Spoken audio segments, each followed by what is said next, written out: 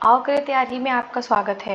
दोस्तों आज की वीडियो में हम करने वाले हैं 69वीं बीपीएससी परीक्षा 2023। अब इसके लिए जो है वो एडमिट कार्ड भी आ चुका है। एग्ज़ाम जो होने वाला है वो 30 सितंबर को ही एग्ज़ाम होगा। एग्ज़ाम आपकी एक पाली में ही होगा और अब जो है वो निगेटिव मार्किंग को ला दिया गया है। 1/3 जो है वो निगेटिव मार्किंग होगा। इसके साथ ही जो पहले 5 ऑप्शन आते थे अब उसको ख़त्म कर दिया गया है। अब केवल 4 ही ऑप्शन होंगे क्वेश्चन में। तो ये सुधार किया गया है बीपीएससी के द्वारा। तो आज का जो हमारा टेस्ट जिसे हम देखने वाले हैं वो है दृष्टि द विजन आईएएस कोचिंग का टेस्ट 4।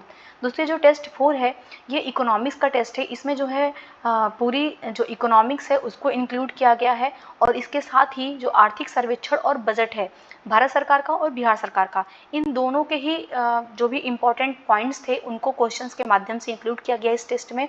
साथ ही इसमें जो करंट अफेयर्स इंक्लूड किया गया है वो दिसंबर से लेकर के जनवरी 2023 तक के जो करंट अफेयर्स है उसको भी शामिल किया गया है। तो ये पूरा कंप्लीट टेस्ट है जिसमें 150 प्रश्न होंगे जिनको आज हम पूरी तरीके से इसका एनालिसिस करने वाले हैं। तो चलिए दोस्तों फिर हम प्रश्नों को देखना स्टार्ट करते हैं। तो पहला क्वेश्चन है, वर्ष 2023-24 में बजट व्यय का कितना प्रतिशत बिहार में शिक्षा के लिए आवंटित किया गया है। देखिए जो शिक्षा के लिए आवंटित किया गया है बिहार बजट में जितना परसेंट, वो क्वेश्चन है बताना है जो कि 2023-24 के बजट का है। देखिए इसमें जो शिक्षा के लिए आवंटित व्यय है वो 17.9% है। इसका सही जवाब जो होगा वो बी हो जाएगा। नेक्स्ट हम लोग क्वेश्चन देखते हैं, क्वेश्चन नंबर 2। देखिए ये पेपर थोड़ा सा दोस्तों आपको टफ लगेगा इस वजह से क्योंकि यहाँ पे बहुत ज़्यादा ही फैक्ट्स को शामिल किया गया है। जो भी बिहार सरकार का आर्थिक सर्वेक्षण है या भारत सरकार का और जो भी बजट है तो उसमें मोस्टली फैक्ट्स ज़्यादा होते हैं। तो प्लीज़ फैक्ट्स को भी इंपॉर्टेंट है, उसको तो हमें रटना ही पड़ेगा। तो इसलिए आप आराम से 1-2 बार तो जरूर इस वीडियो को देखिएगा, तभी जाके जो फैक्ट्स होते हैं वो हमारे दिमाग में बैठते हैं। जब भी हम क्वेश्चंस की बार बार प्रैक्टिस करते हैं तो बार बार प्रैक्टिस करने से क्या होता है कि वो चीज़ें एकदम figure wise line to line जो है हमारे दिमाग में फिट हो जाती है। उससे क्या होता है जब भी हम क्वेश्चंस देखते हैं तो हमें याद आने लगता है।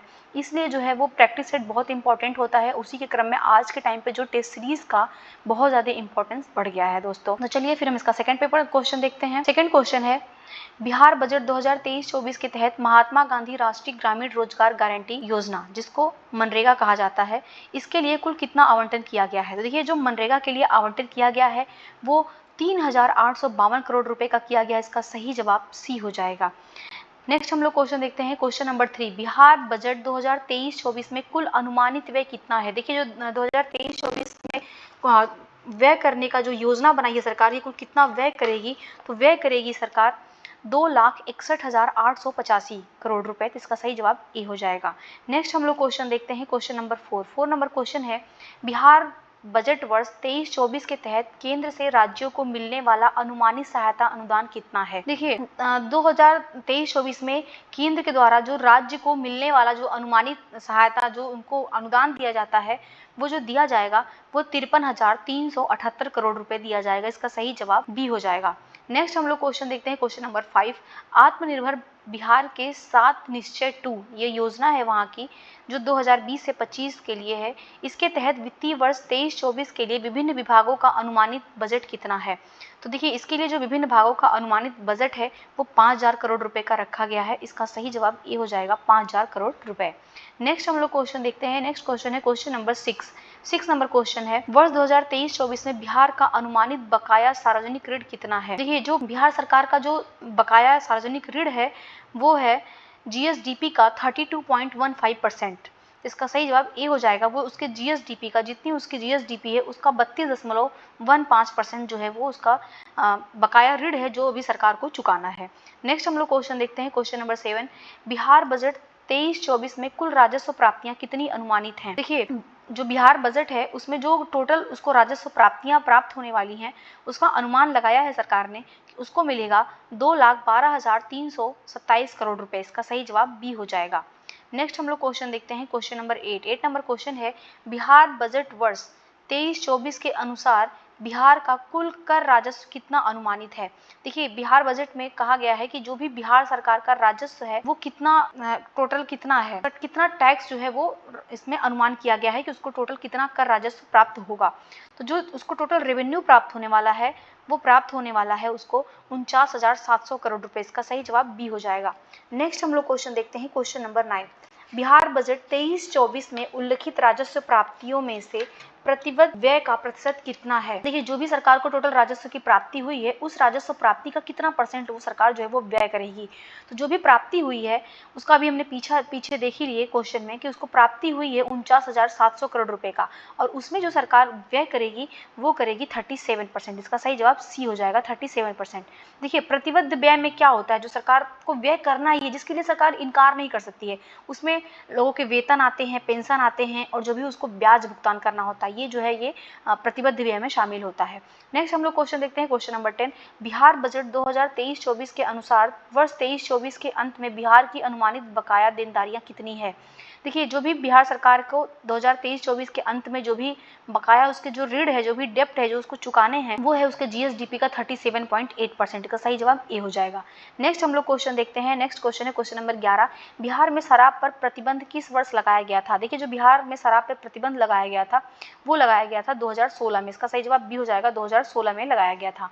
नेक्स्ट हम लोग क्वेश्चन देखते हैं, क्वेश्चन नंबर 12। वित्तीय वर्ष 23-24 के बिहार बजट के तहत वार्षिक योजना परिव्यय क्या है। देखिए 23-24 में जो भी वार्षिक योजनाएं हैं उनके लिए जो खर्च किया जाएगा वो किया जाएगा 1 लाख करोड़ रुपए। इसका सही जवाब ए हो जाएगा, 1 लाख करोड़ रुपए जो है वो वार्षिक योजनाओं पे खर्च किया जाएगा। नेक्स्ट हम लोग देखते हैं क्वेश्चन नंबर 13। बिहार बजट 23-24 के तहत स्मार्ट सिटी मिशन के लिए बजट का आवंटन क्या है। देखिए जो अभी योजना चल रही है smart city mission, smart city mission के लिए सरकार जो है वो 23-24 के बजट में बोली है वो 940 करोड़ रुपए खर्च करेगी। इसके लिए इसका सही जवाब सी हो जाएगा। नेक्स्ट हम लोग क्वेश्चन देखते हैं, क्वेश्चन नंबर 14। चालू मूल्यों पर वर्ष 2023-24 के लिए बिहार का सकल राज्य घरेलू उत्पाद, जिसको हम लोग जीएसडीपी कहते हैं, ये कितना अनुमानित किया गया है। तो उसके जो भी चालू मूल्य चल रहा है, जो करंट प्राइस चल रहा है, उस पर पूछ रहा है। तो इसमें जो है वो अनुमानित किया गया है कि 8.5 लाख करोड़ रुपए। इसका सही जवाब बी हो जाएगा। देखिए जो 8.5 लाख करोड़ रुपए इस 23-24 में जो अनुमानित किया गया है, ये पिछले वर्ष की तुलना में 8.9% जो है वो एक्स्ट्रा खर्च किया जा रहा है, इसमें वृद्धि की गई है।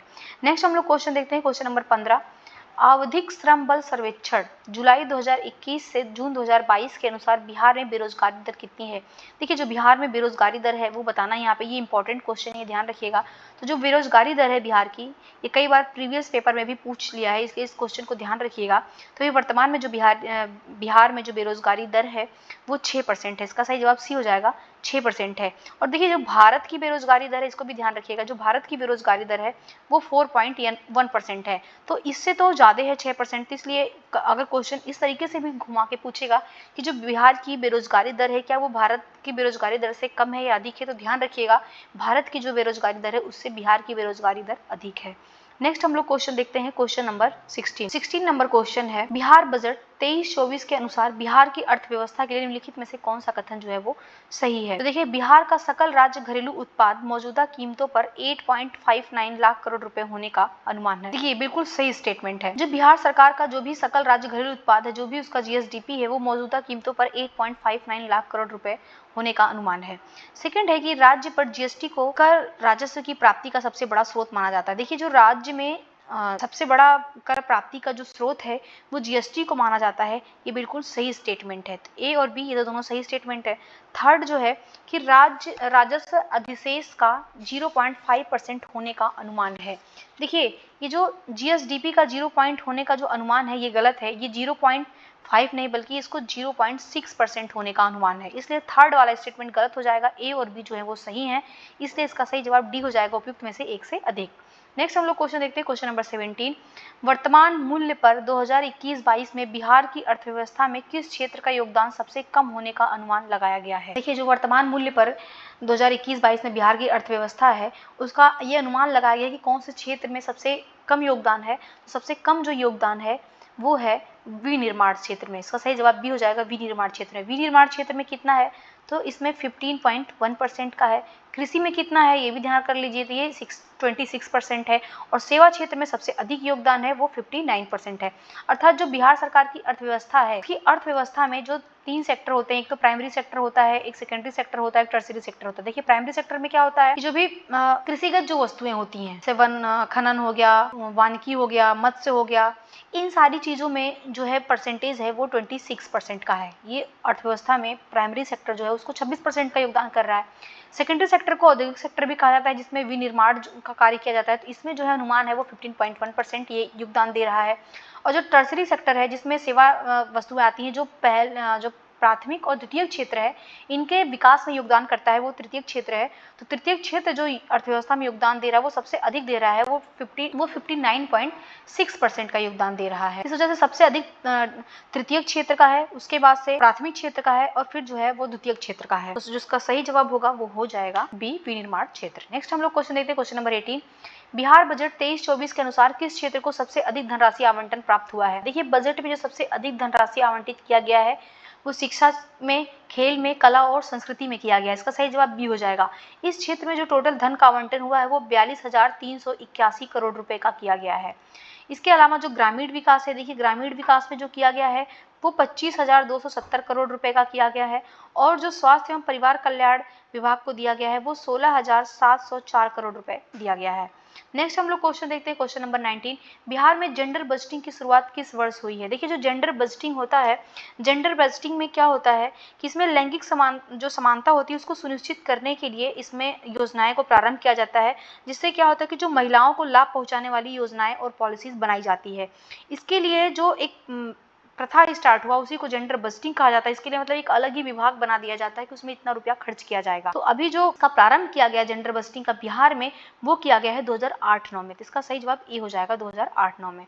नेक्स्ट हम लोग देखते हैं क्वेश्चन नंबर 20। निम्नलिखित में से कौन बच्चों के लिए व्यापक बजट लाने वाला भारत का तीसरा राज्य है? देखिए, बच्चों के लिए एक अलग ही बजट बनाने वाला जो तीसरा राज्य बना है भारत का वो है बिहार सरकार। सही जवाब इसका सी हो जाएगा, बिहार सरकार। बिहार सरकार में क्या किया है कि एक बाल बजटिंग, जिसको चाइल्ड बजटिंग कहते हैं, उसको प्रारंभ किया गया है। उसमें बच्चों के अस्तित्व, उनके स्वास्थ्य, पोषण, शिक्षा, विकास, सुरक्षा और उनकी जो भी बाल भागीदारी है उससे संबंधित जो भी पॉलिसीज बनाई जाएगी, उस पॉलिसीज में जो भी खर्च होगा उसके लिए एक अलग ही बजट बना दिया गया है। नेक्स्ट हम लोग क्वेश्चन देखते हैं, क्वेश्चन नंबर 21 नंबर क्वेश्चन है, वर्ष 2023-24 के लिए बिहार का अनुमानित राजकोषीय घाटा है। देखिए, जो बिहार सरकार का अनुमानित राजकोषीय घाटा है वो है 2.98%। सही जवाब इसका बी हो जाएगा, 2.98%। देखिए, ये इंपॉर्टेंट क्वेश्चन है, इसको ध्यान रखिएगा। जो भी बिहार सरकार का जो अनुमानित राजकोषीय घाटा है वो 2.98% है। नेक्स्ट हम लोग क्वेश्चन देखते हैं, क्वेश्चन नंबर 22। राष्ट्रीय परिवार स्वास्थ्य सर्वेक्षण 5, जिसको नेशनल फैमिली हेल्थ सर्वे 5 कहा जाता है, इसके अनुसार बिहार की कुल प्रजनन दर, टोटल फर्टिलिटी रेट कितना % होने का अनुमान है? देखिए, ये बहुत इंपॉर्टेंट क्वेश्चन है, इसको स्टार लगा लीजिएगा। प्रीवियस पेपर में भी क्वेश्चन पूछे गए हैं और भी एग्जाम्स में ये पूछे जाते हैं। तो अभी जो नेशनल फैमिली हेल्थ सर्वे 5 है, इसके अनुसार जो टोटल फर्टिलिटी रेट है बिहार का वो 3.0% है। इसका सही जवाब सी हो जाएगा, 3.0 है। देखिए, टोटल फर्टिलिटी रेट क्या होता है, तो इसके अनुसार जो एक महिला के उसके जीवन काल में दिए गए बच्चों के संख्या का औसत होता है। ये एक महिला जो अपने जीवन काल में कितने बच्चे दे रही है उसके औसत को टोटल फर्टिलिटी रेट कहा जाता है। देखिए, जो टोटल फर्टिलिटी रेट है उसको स्थिरता प्रदान करने के लिए, कि जब जनसंख्या जो स्थिर हो जाएगी उसके लिए जो टोटल फर्टिलिटी रेट होगा वो 2.1 होगा। तो ये भी ध्यान रखिएगा कि स्थिरता कौन से फर्टिलिटी रेट पे मिलेगी, तो 2.1 पे मिलेगी। और वर्तमान में बिहार का कितना है, तो 3.0 है। नेक्स्ट हम लोग क्वेश्चन देखते हैं, क्वेश्चन नंबर 23। बिहार सरकार ने वर्ष 23-24 में कितने लाख करोड़ रुपए के बजटीय व्यय का प्रस्ताव रखा है? देखिए, बिहार सरकार का जो भी बजट है उस बजट में जो भी आय है और उसका व्यय, तो व्यय कितना करने वाली है सरकार? देखिए, इसका जो व्यय का अनुमान है वो टोटल है 2,61,885.40 करोड़ रुपए। का सही जवाब बी हो जाएगा, ध्यान रखिएगा। नेक्स्ट हम लोग क्वेश्चन देखते हैं, क्वेश्चन नंबर 24 नंबर क्वेश्चन है, वर्ष 2023-24 का बिहार बजट पेश किया गया। देखिए, जो बिहार का बजट पेश किया गया है वो किया है विजय कुमार चौधरी के द्वारा। इसका सही जवाब सी हो जाएगा, विजय कुमार चौधरी। ये विजय कुमार चौधरी जो है ये बिहार के वित्त मंत्री हैं, ये ध्यान रखिएगा। वर्तमान के जो वित्त मंत्री हैं वो विजय कुमार चौधरी हैं। इन्होंने जो टोटल बजट पेश किया है वो 2.61 लाख करोड़ का इन्होंने बजट जो है वो पेश किया है विधानसभा में। नेक्स्ट हम लोग क्वेश्चन देखते हैं, क्वेश्चन नंबर 25। बिहार सरकार ने 23-24 के लिए अपने बजट में कृषि यंत्रीकरण के लिए कितने करोड़ रुपए की सब्सिडी आवंटित की है? तो जो टोटल सब्सिडी देने की बात किया है बिहार सरकार, वो कर रहा है कि हम 100 करोड़ रुपए की जो है टोटल कृषि के यंत्रीकरण के लिए, यानी कृषि के लिए ही वो पैसा खर्च होगा। तो 100 करोड़ रुपए, इसका सही जवाब ये हो जाएगा। 100 करोड़ रुपए जो है बिहार सरकार वो कृषि के क्षेत्र में खर्च करेगी। नेक्स्ट है क्वेश्चन नंबर 26। वर्ष 2022-23 की तुलना में 23-24 के बिहार बजट में किन दो क्षेत्रों में आवंटन में कमी देखी गई है। देखिए 22-23 की तुलना में 23-24 में जो बजट है उसमें कौन से क्षेत्र में कमी देखी गई है, अर्थात उनकी कमी, जो भी बजट एलोकेट किया गया है उस बजट को थोड़ा सा कम कर दिया गया है। देखिए जो शिक्षा में बजट का आवंटन किया गया है, शिक्षा में तो 9% सरकार खर्च कर रही है, जो कि पिछले बजट की तुलना में अधिक है।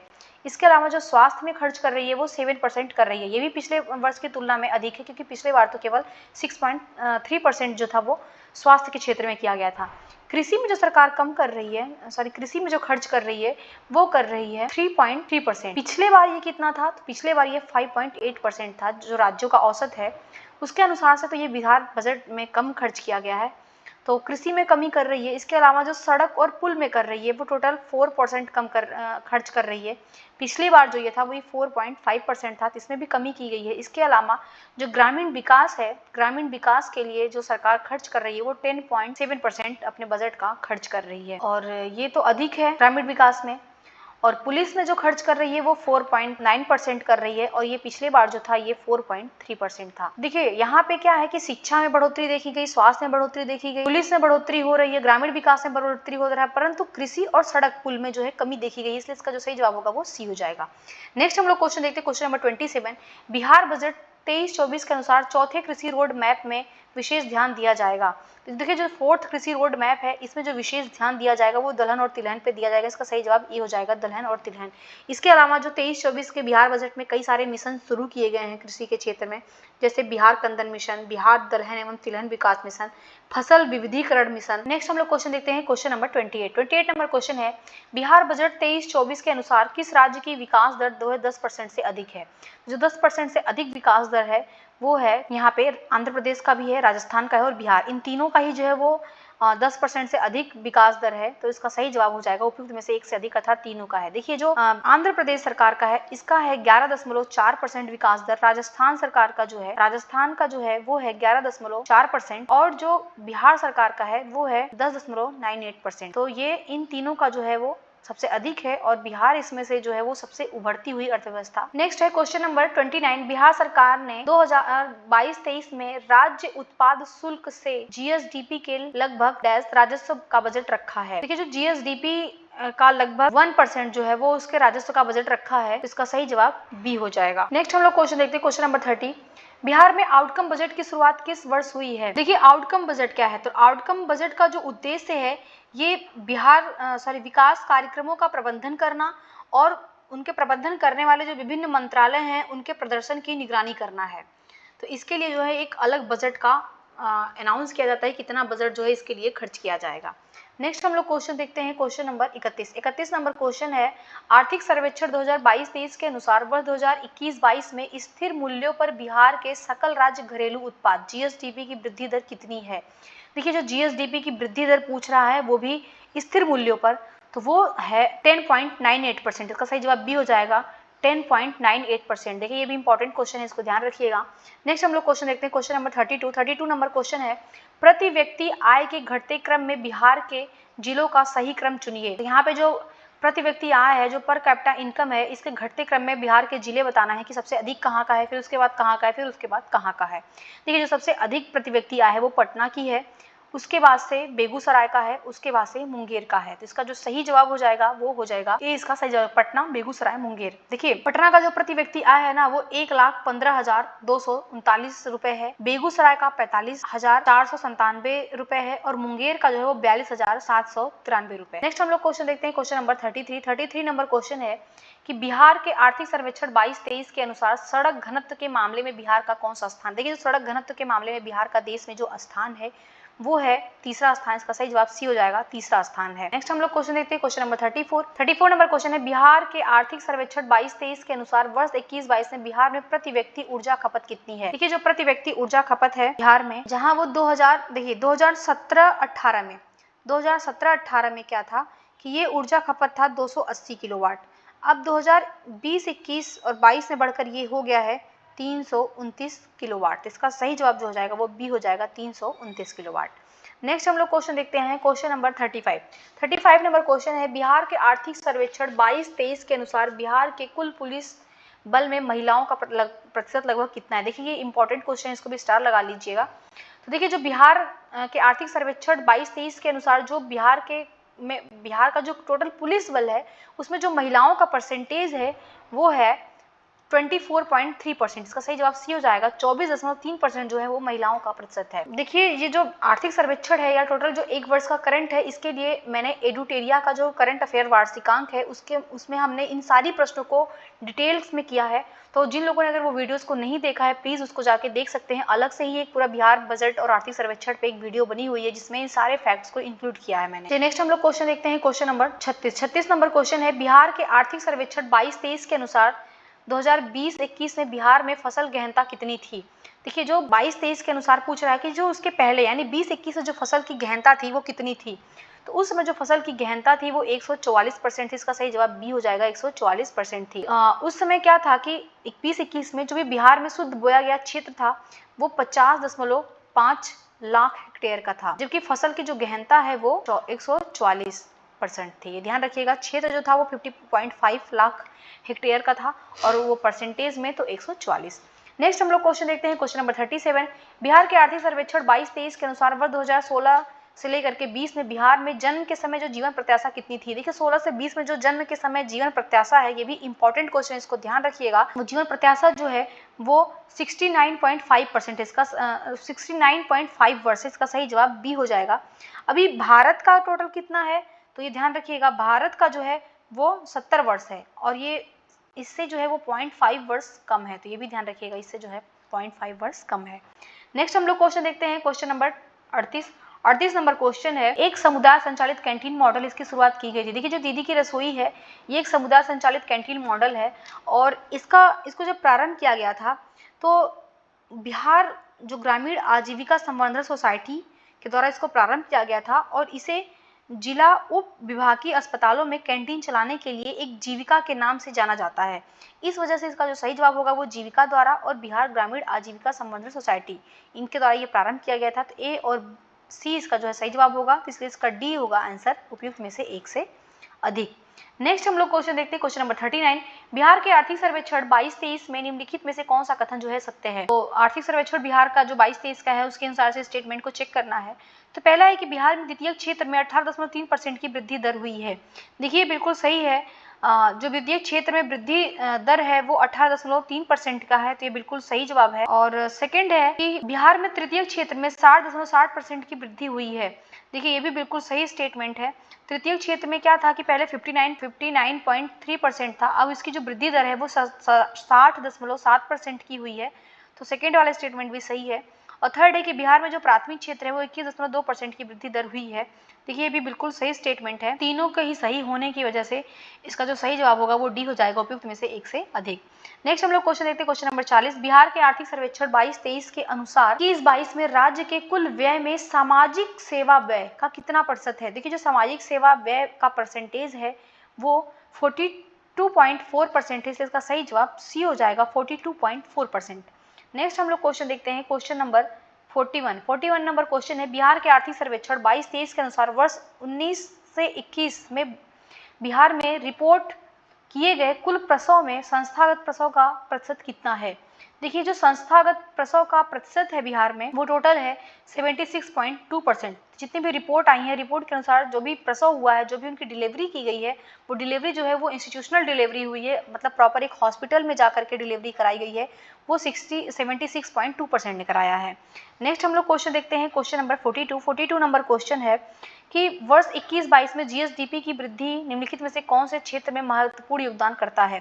देखिए जो जीएसडीपी में वृद्धि के जो महत्वपूर्ण योगदान करता है वो मत्स्य पालन और जलीय कृषि और पशुपालन, ये दोनों ही हैं, तो इसका सही जवाब ए और बी होने की वजह से डी हो जाएगा, उपयुक्त में से एक से अधिक। नेक्स्ट क्वेश्चन है, क्वेश्चन नंबर 43 नंबर क्वेश्चन है, वर्ष 21 से 22 में बिहार सरकार की कुल उधारी कितनी थी। तो 21-22 में जो बिहार सरकार की टोटल उधारी थी वो था 40,445 करोड़ रुपए, इसका सही जवाब सी हो जाएगा, 40,445 करोड़ रुपए 2021-22 में बिहार सरकार की टोटल उधारी थी। नेक्स्ट हम लोग क्वेश्चन देखते हैं, क्वेश्चन नंबर 44 नंबर क्वेश्चन है कि बिहार की अर्थव्यवस्था के समग्र विकास के लिए कृषि और संबंधित क्षेत्रों का विकास महत्वपूर्ण है। तो क्यों महत्वपूर्ण है, क्योंकि आवश्यक अग्रगामी और पश्चगामी संबंध के कारण, इसके लिए इसका सही जवाब ए हो जाएगा। नेक्स्ट हम लोग क्वेश्चन देखते हैं, क्वेश्चन नंबर 45 नंबर क्वेश्चन है, बिहार कृषि निवेश प्रोत्साहन नीति के तहत निम्नलिखित में से किस उत्पाद पर सब्सिडी नहीं मिलेगी। देखिए जो ये नीति है ये बिहार सरकार के द्वारा इसको प्रारंभ किया गया है। इसमें क्या होता है कि जो भी नई कृषि आधारित उद्योगों की स्थापना या मौजूदा जो भी इकाइयां हैं उनके विस्तार के लिए, उनके आधुनिकीकरण के लिए और उनके विविधीकरण के लिए सरकार जो है वो व्यक्तिगत निवेशकों को 15% तथा जो किसान उत्पादक कंपनियां हैं जिनको FPC कहा जाता है इनके लिए जो है वो 25% तक की सब्सिडी प्रदान करेगी। तो इसके तहत जो सब्सिडी अभी जो इस योजना को चालू किया गया है इसके तहत जो है वो 7 प्रमुख जो उत्पाद हैं इन पे सब्सिडी दिया जा रहा है। इसमें क्या है तो मखाना है, मखाना को दिया जा रहा है, फल को दिया जा रहा है, इसके अलावा जो है वो सब्जियों को दिया जा रहा है, सब्जियों के अलावा जो औषधि पुष्प हैं उनको दिया जा रहा है, सुगंधित पौधों को दिया जा रहा है, शहद को दिया जा रहा है, चाय को दिया जा रहा है। तो ऑप्शन में देखिए सुगंधित पौधे हैं इनको दिया जा रहा है, चाय को भी दिया जा रहा है और मक्का को भी दिया जा रहा है। तो जो इसका सही जवाब हो जाएगा वो ई हो जाएगा, उपयुक्त में से कोई नहीं। अर्थात इन जो भी फसल दी गया है, जो भी प्रोडक्ट दिया गया है इनको जो है सब्सिडी दिया जा रहा है, सब्सिडी के दायरे में ये आ रही हैं। नेक्स्ट हम लोग क्वेश्चन देखते हैं, क्वेश्चन नंबर 46 नंबर क्वेश्चन है 2021-22 में कुल चीनी उत्पादन कितना था। तो जो 21-22 में कुल चीनी का प्रोडक्शन था वो था 45.6 लाख क्विंटल। तो सही जवाब इसका बी हो जाएगा, 45.6 लाख क्विंटल जो था वो चीनी का प्रोडक्शन था। नेक्स्ट हम लोग क्वेश्चन देखते हैं, क्वेश्चन नंबर 47 बिहार आर्थिक सर्वेक्षण 21-22 के अनुसार खाद्य प्रसंस्करण में कितनी राशि का निवेश किया गया है। देखिए जो फूड प्रोसेसिंग में निवेश किया गया है 21-22 में वो किया गया है 41%। सही जवाब हो जाएगा 41% जो है वो फूड प्रोसेसिंग में खर्च किया जा रहा है। नेक्स्ट हम लोग क्वेश्चन देखते हैं, क्वेश्चन नंबर 48 बिहार आर्थिक सर्वेक्षण 21-22 के अनुसार बिहार पर्यटन पर व्यय की राशि कितनी है। तो देखिए जो बिहार का आर्थिक सर्वेक्षण है उसके अनुसार जो पर्यटन पे रुपया खर्च किया जाएगा वो किया जा रहा है 146.90 करोड़ रुपए। इसका सही जवाब बी हो जाएगा 146.9 करोड़ रुपए। नेक्स्ट हम लोग क्वेश्चन देखते हैं, क्वेश्चन नंबर 49 नंबर क्वेश्चन है बिहार आर्थिक सर्वेक्षण 2021-22 के अनुसार बिहार में कार्य जनसंख्या अनुपात जिसको वर्क पॉपुलेशन रेशियो कहा जाता है उसमें बताना है कि कौन सा स्टेटमेंट जो है वो सही नहीं है। देखिए जो पहला स्टेटमेंट है कि ग्रामीण बिहार में पुरुष वर्क पॉपुलेशन रेशियो 68.8% था जबकि अखिल भारतीय स्तर पर यह 77.9% था। देखिए बिल्कुल करेक्ट स्टेटमेंट है। जो पुरुष के मामले में जो कार्य जनसंख्या अनुपात है वो अखिल भारतीय स्तर पर 77.9% है और ये जो बिहार में है बिहार में जो है वो 68.8% है। सेकेंड वाला है कि शहरी बिहार के मामले में पुरुष का जो कार्य जनसंख्या अनुपात है वो 64.6% है जबकि अखिल भारतीय स्तर पर ये 70% था। देखिए ये गलत है क्योंकि अखिल भारतीय स्तर पर जो है 70% नहीं है बल्कि अखिल भारतीय स्तर पर ये 75.7% है। इस वजह से सेकेंड वाला स्टेटमेंट गलत हो जाएगा। थर्ड जो स्टेटमेंट है कि महिला वर्क पॉपुलेशन रेशियो की तुलना में पुरुष वर्क पॉपुलेशन रेशियो के संबंध में बिहार और भारत के बीच अंतर कम है। देखिए ये बिल्कुल सही स्टेटमेंट है। महिलाओं के मामले में जो है वो अंतर कम है भारत और बिहार के मध्य। तो गलत जो स्टेटमेंट हुआ वो केवल 2 हुआ। तो जो क्वेश्चन के हिसाब से सही जवाब हो जाएगा वो बी हो जाएगा, केवल 2 वाला स्टेटमेंट जो है वो सही नहीं है।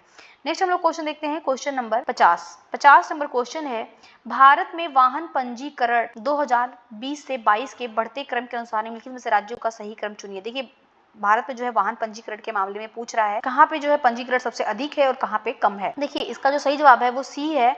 उत्तर प्रदेश में सबसे अधिक वाहन पंजीकरण है, उसके बाद महाराष्ट्र आता है, उसके बाद बिहार आता है, बिहार तीसरे स्थान पे आता है। तो सही जवाब इसका सी हो जाएगा। नेक्स्ट है क्वेश्चन नंबर 51 नंबर क्वेश्चन है बिहार में ई गवर्नेंस के संदर्भ में कथनों पे विचार करना है और बताना है कि कौन से स्टेटमेंट जो है वो सही है। देखिए ई गवर्नेंस के मामले में पूछ रहा है बिहार में क्या स्थिति है। तो पहला है कि ई गवर्नेंस को बढ़ावा देने हेतु बिहार को उच्चतम प्रत्यक्ष लाभ अंतरण जिसको डायरेक्ट बेनिफिट ट्रांसफर कहा जाता है इसके लेन देन के लिए राष्ट्रीय पुरस्कार प्राप्त हुआ है। देखिए बिल्कुल सही स्टेटमेंट है। अभी बिहार सरकार को जो है वो कई सारे पुरस्कार मिले हैं जैसे CSI निहिलेट पुरस्कार दिया गया है, इसके अलावा डिजिटल इंडिया पुरस्कार दिया गया है, उच्चतम DBT लेन देन के लिए इसको पुरस्कार दिया गया है, राष्ट्रीय पुरस्कार मिला है, इसके अलावा राष्ट्रीय गवर्नेंस पुरस्कार इसको दिया गया है। इस वजह से पहला स्टेटमेंट जो है ये बिल्कुल करेक्ट है। सेकंड है कि औसतन प्रत्येक घर में 2 या अधिक मोबाइल कनेक्शन है।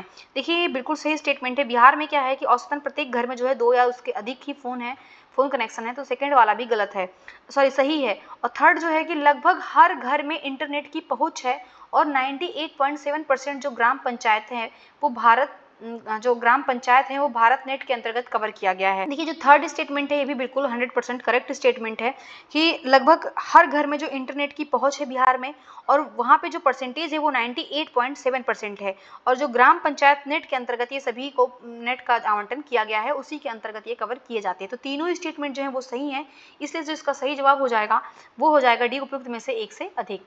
नेक्स्ट हम लोग क्वेश्चन देखते हैं, क्वेश्चन नंबर 52, बिहार के निम्नलिखित में से किस जिले ने मुख्यमंत्री डिजिटल योजना को पायलट प्रोजेक्ट के रूप में लागू किया? देखिए जो डिजिटल मुख्यमंत्री योजना है इसको पायलट प्रोजेक्ट के रूप में शामिल किया गया है मुजफ्फरपुर के ने, सही जवाब इसका सी हो जाएगा, मुजफ्फरपुर के द्वारा इसको प्रारंभ किया गया है, पायलट प्रोजेक्ट के रूप में इसको प्रारंभ किया गया है। नेक्स्ट हम लोग क्वेश्चन देखते हैं, क्वेश्चन नंबर 53, भूमि विवाद से संबंधित मामले में बिहार पुलिस द्वारा निम्नलिखित में से किस ऐप का उपयोग किया जा रहा है? देखिए बिहार में क्या है ना कि अगर भूमि से संबंधित कोई भी विवाद आएगा उसको सॉल्व करने के लिए पुलिस ने एक अलग ऐप को ही विकसित किया है, और ये जो ऐप है इसका नाम है भू समाधान ऐप, सही जवाब इसका ए हो जाएगा, भू समाधान ऐप।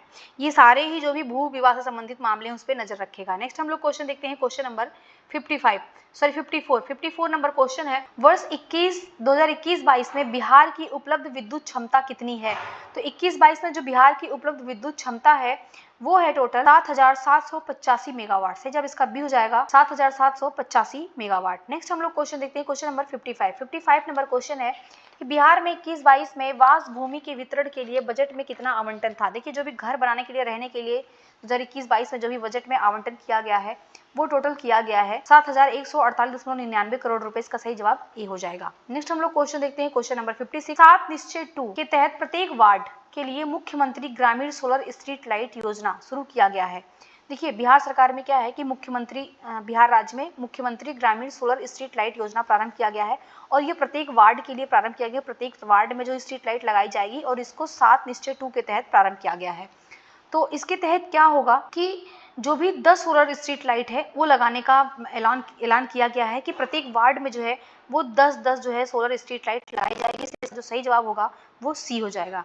नेक्स्ट हम लोग क्वेश्चन देखते हैं, क्वेश्चन नंबर 57 नंबर क्वेश्चन है, मुख्यमंत्री ग्रामीण पेयजल योजना के कार्यान्वयन हेतु कितनी पंचायतों का चयन किया गया है? तो ये जो योजना है मुख्यमंत्री ग्रामीण पेयजल योजना, इसके लिए जो पंचायतों का चयन किया गया है वो टोटल 4,290 पंचायतों का चयन किया गया है, इसलिए इसका सही जवाब ये हो जाएगा, 4,290 पंचायत। नेक्स्ट हम देखते हैं 58 नंबर क्वेश्चन, 2021 की जनगणना के अनुसार बिहार की कुल शहरी जनसंख्या है। देखिए 2021 की जनगणना के अनुसार जो बिहार में टोटल शहरी जनसंख्या का, देखिए जो 11% 8 मिलियन आबादी जो है वो शहरों में निवास करती है। इस प्रकार जो बिहार का टोटल जो शहरीकरण दर है, जो शहरीकरण जो बिहार का दर है वो दर है 11.3% से जो बढ़ करके कितना हो गया वर्तमान में, तो 16.2% है। ध्यान रखिएगा वर्तमान में जो है वो 16.2% है। नेक्स्ट हम लोग क्वेश्चन देखते हैं, नेक्स्ट है क्वेश्चन नंबर 59 नंबर क्वेश्चन है, बिहार गंगा जल आपूर्ति योजना के तहत बिहार के निम्नलिखित में से कौन से शहर लाभान्वित होंगे? देखिए बिहार जो गंगा जल आपूर्ति योजना है इसके तहत जो बिहार के लाभान्वित शहर हैं उसमें शामिल है राजगीर, नवादा, बोधगया, तीनों ही हैं। तो इसका जो सही जवाब होगा वो डी हो जाएगा, उपयुक्त में से एक से अधिक। नेक्स्ट हम लोग क्वेश्चन देखते हैं, क्वेश्चन नंबर 60, निम्नलिखित में से किस प्रकार के बैंक का बिहार में व्यापक नेटवर्क है? कौन सा ऐसा बैंक है जो बिहार में व्यापक नेटवर्क स्थापित किया है? तो इसका देखिए क्षेत्रीय ग्रामीण बैंक, केंद्रीय बैंक, शहरी बैंक, देखिए ये तीनों स्टेटमेंट जो है ये गलत है, तो इसका सही जवाब ई हो जाएगा, उपयुक्त में से कोई नहीं, क्योंकि जो वाणिज्यिक बैंक है, जो कॉमर्शियल बैंक है, जो वाणिज्यिक बैंक है, इसका जो नेटवर्क है ये सबसे ज्यादा है। नेक्स्ट हम लोग क्वेश्चन देखते हैं, क्वेश्चन नंबर 61 नंबर क्वेश्चन, निम्नलिखित में से किस संगठन या मंत्रालय ने ग्लास रिपोर्ट जारी किया है? देखिए जो ग्लास रिपोर्ट है इसको जारी किया है WHO और UN वाटर के द्वारा इसको जारी किया गया है। तो इसका जो सही जवाब हो जाएगा क्वेश्चन के हिसाब से वो हो जाएगा बी, विश्व स्वास्थ्य संगठन, इसको WHO के द्वारा इसको प्रारंभ किया गया है।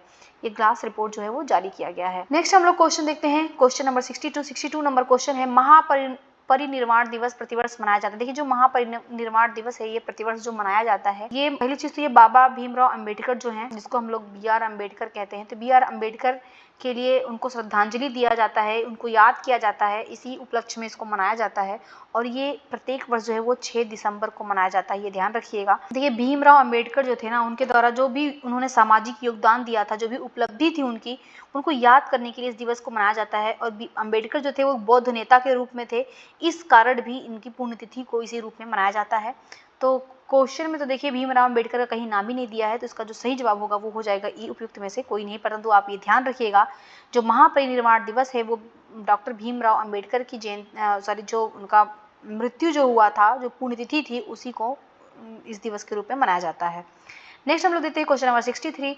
संस्कृति मंत्रालय ने 3 दिवसीय स्वर धरोहर महोत्सव का उद्घाटन कहाँ पे किया है? देखिए जो स्वर धरोहर महोत्सव है, इसका उद्घाटन संस्कृति मंत्रालय के द्वारा किया गया है और ये 3 दिवसीय कार्यक्रम था और इसका जो उद्घाटन किया गया है वो कलांजलि के तहत किया गया। इसका सही जवाब ए हो जाएगा, कलांजलि के तहत किया गया है। और जो कलांजलि आता है ये भारत सरकार के संस्कृति मंत्रालय के तहत आता है, ये भी ध्यान रखिएगा। नेक्स्ट हम लोग क्वेश्चन देखते हैं, क्वेश्चन नंबर 64। निम्नलिखित में से कौन सा अमेरिका के शब्दकोश का वर्ष 2022 का शब्द रहा है? देखिए जो अमेरिका की डिक्शनरी का जो वर्ड रहा है वो गैस लाइटिंग रहा है। इसका सही जवाब सी हो जाएगा, गैस लाइटिंग। नेक्स्ट हम लोग क्वेश्चन देखते हैं, क्वेश्चन नंबर 65 नंबर क्वेश्चन है, डेयर टू ड्रीम प्रतियोगिता। डेयर टू ड्रीम प्रतियोगिता की शुरुआत की गई है। देखिए जो डेयर टू ड्रीम प्रतियोगिता है, इसकी शुरुआत जो है वो भारत के पूर्व राष्ट्रपति जो एपीजे अब्दुल कलाम थे, उनकी स्मृति में प्रारंभ किया गया है। तो इसका जो सही जवाब होगा वो सी हो जाएगा, डॉक्टर एपीजे अब्दुल कलाम की स्मृति में। नेक्स्ट हम लोग क्वेश्चन देखते हैं, क्वेश्चन नंबर 66 नंबर क्वेश्चन है, हाल में नेगलेरिया फाउलेरी समाचारों में रहा, यह संबंधित है। देखिए ये जो नेगलेरिया फाउलेरी है ये अभी समाचारों में रहा है कंटिन्यू। इसका जो संबंध है वो अमीबा वर्ग से है। इसका सही जवाब बी हो जाएगा, अमीबा वर्ग से। देखिए इसमें क्या होता है कि अभी हाल ही में जो दक्षिण कोरिया है वहाँ के ये नेगलेरिया फाउलेरी, इसको ये ब्रेन ईटिंग अमीबा, तो देखिए ब्रेन ईटिंग अमीबा के नाम से भी जाना जाता है। और इसके संक्रमण से क्या होता है कि मृत्यु का अभी पहला मामला जो है वो अभी साउथ कोरिया में दर्ज किया गया है। तो ये जो नेगलेरिया है ये एक अमीबा है और ये अमीबा क्या होता है तो आपको पता ही होगा, अमीबा जो होता है वो एक कोशिकीय जीव होता है। अमीबा जो है वो एक कोशिकीय जीव होता है और इसका केवल एक ही प्रजाति जो है ये नेगलेरिया फाउलेरी है, ये मनुष्यों को संक्रमित कर रहा है। इस वजह से जो नेगलेरिया फाउलेरी है ये अमीबा वर्ग में आएगा।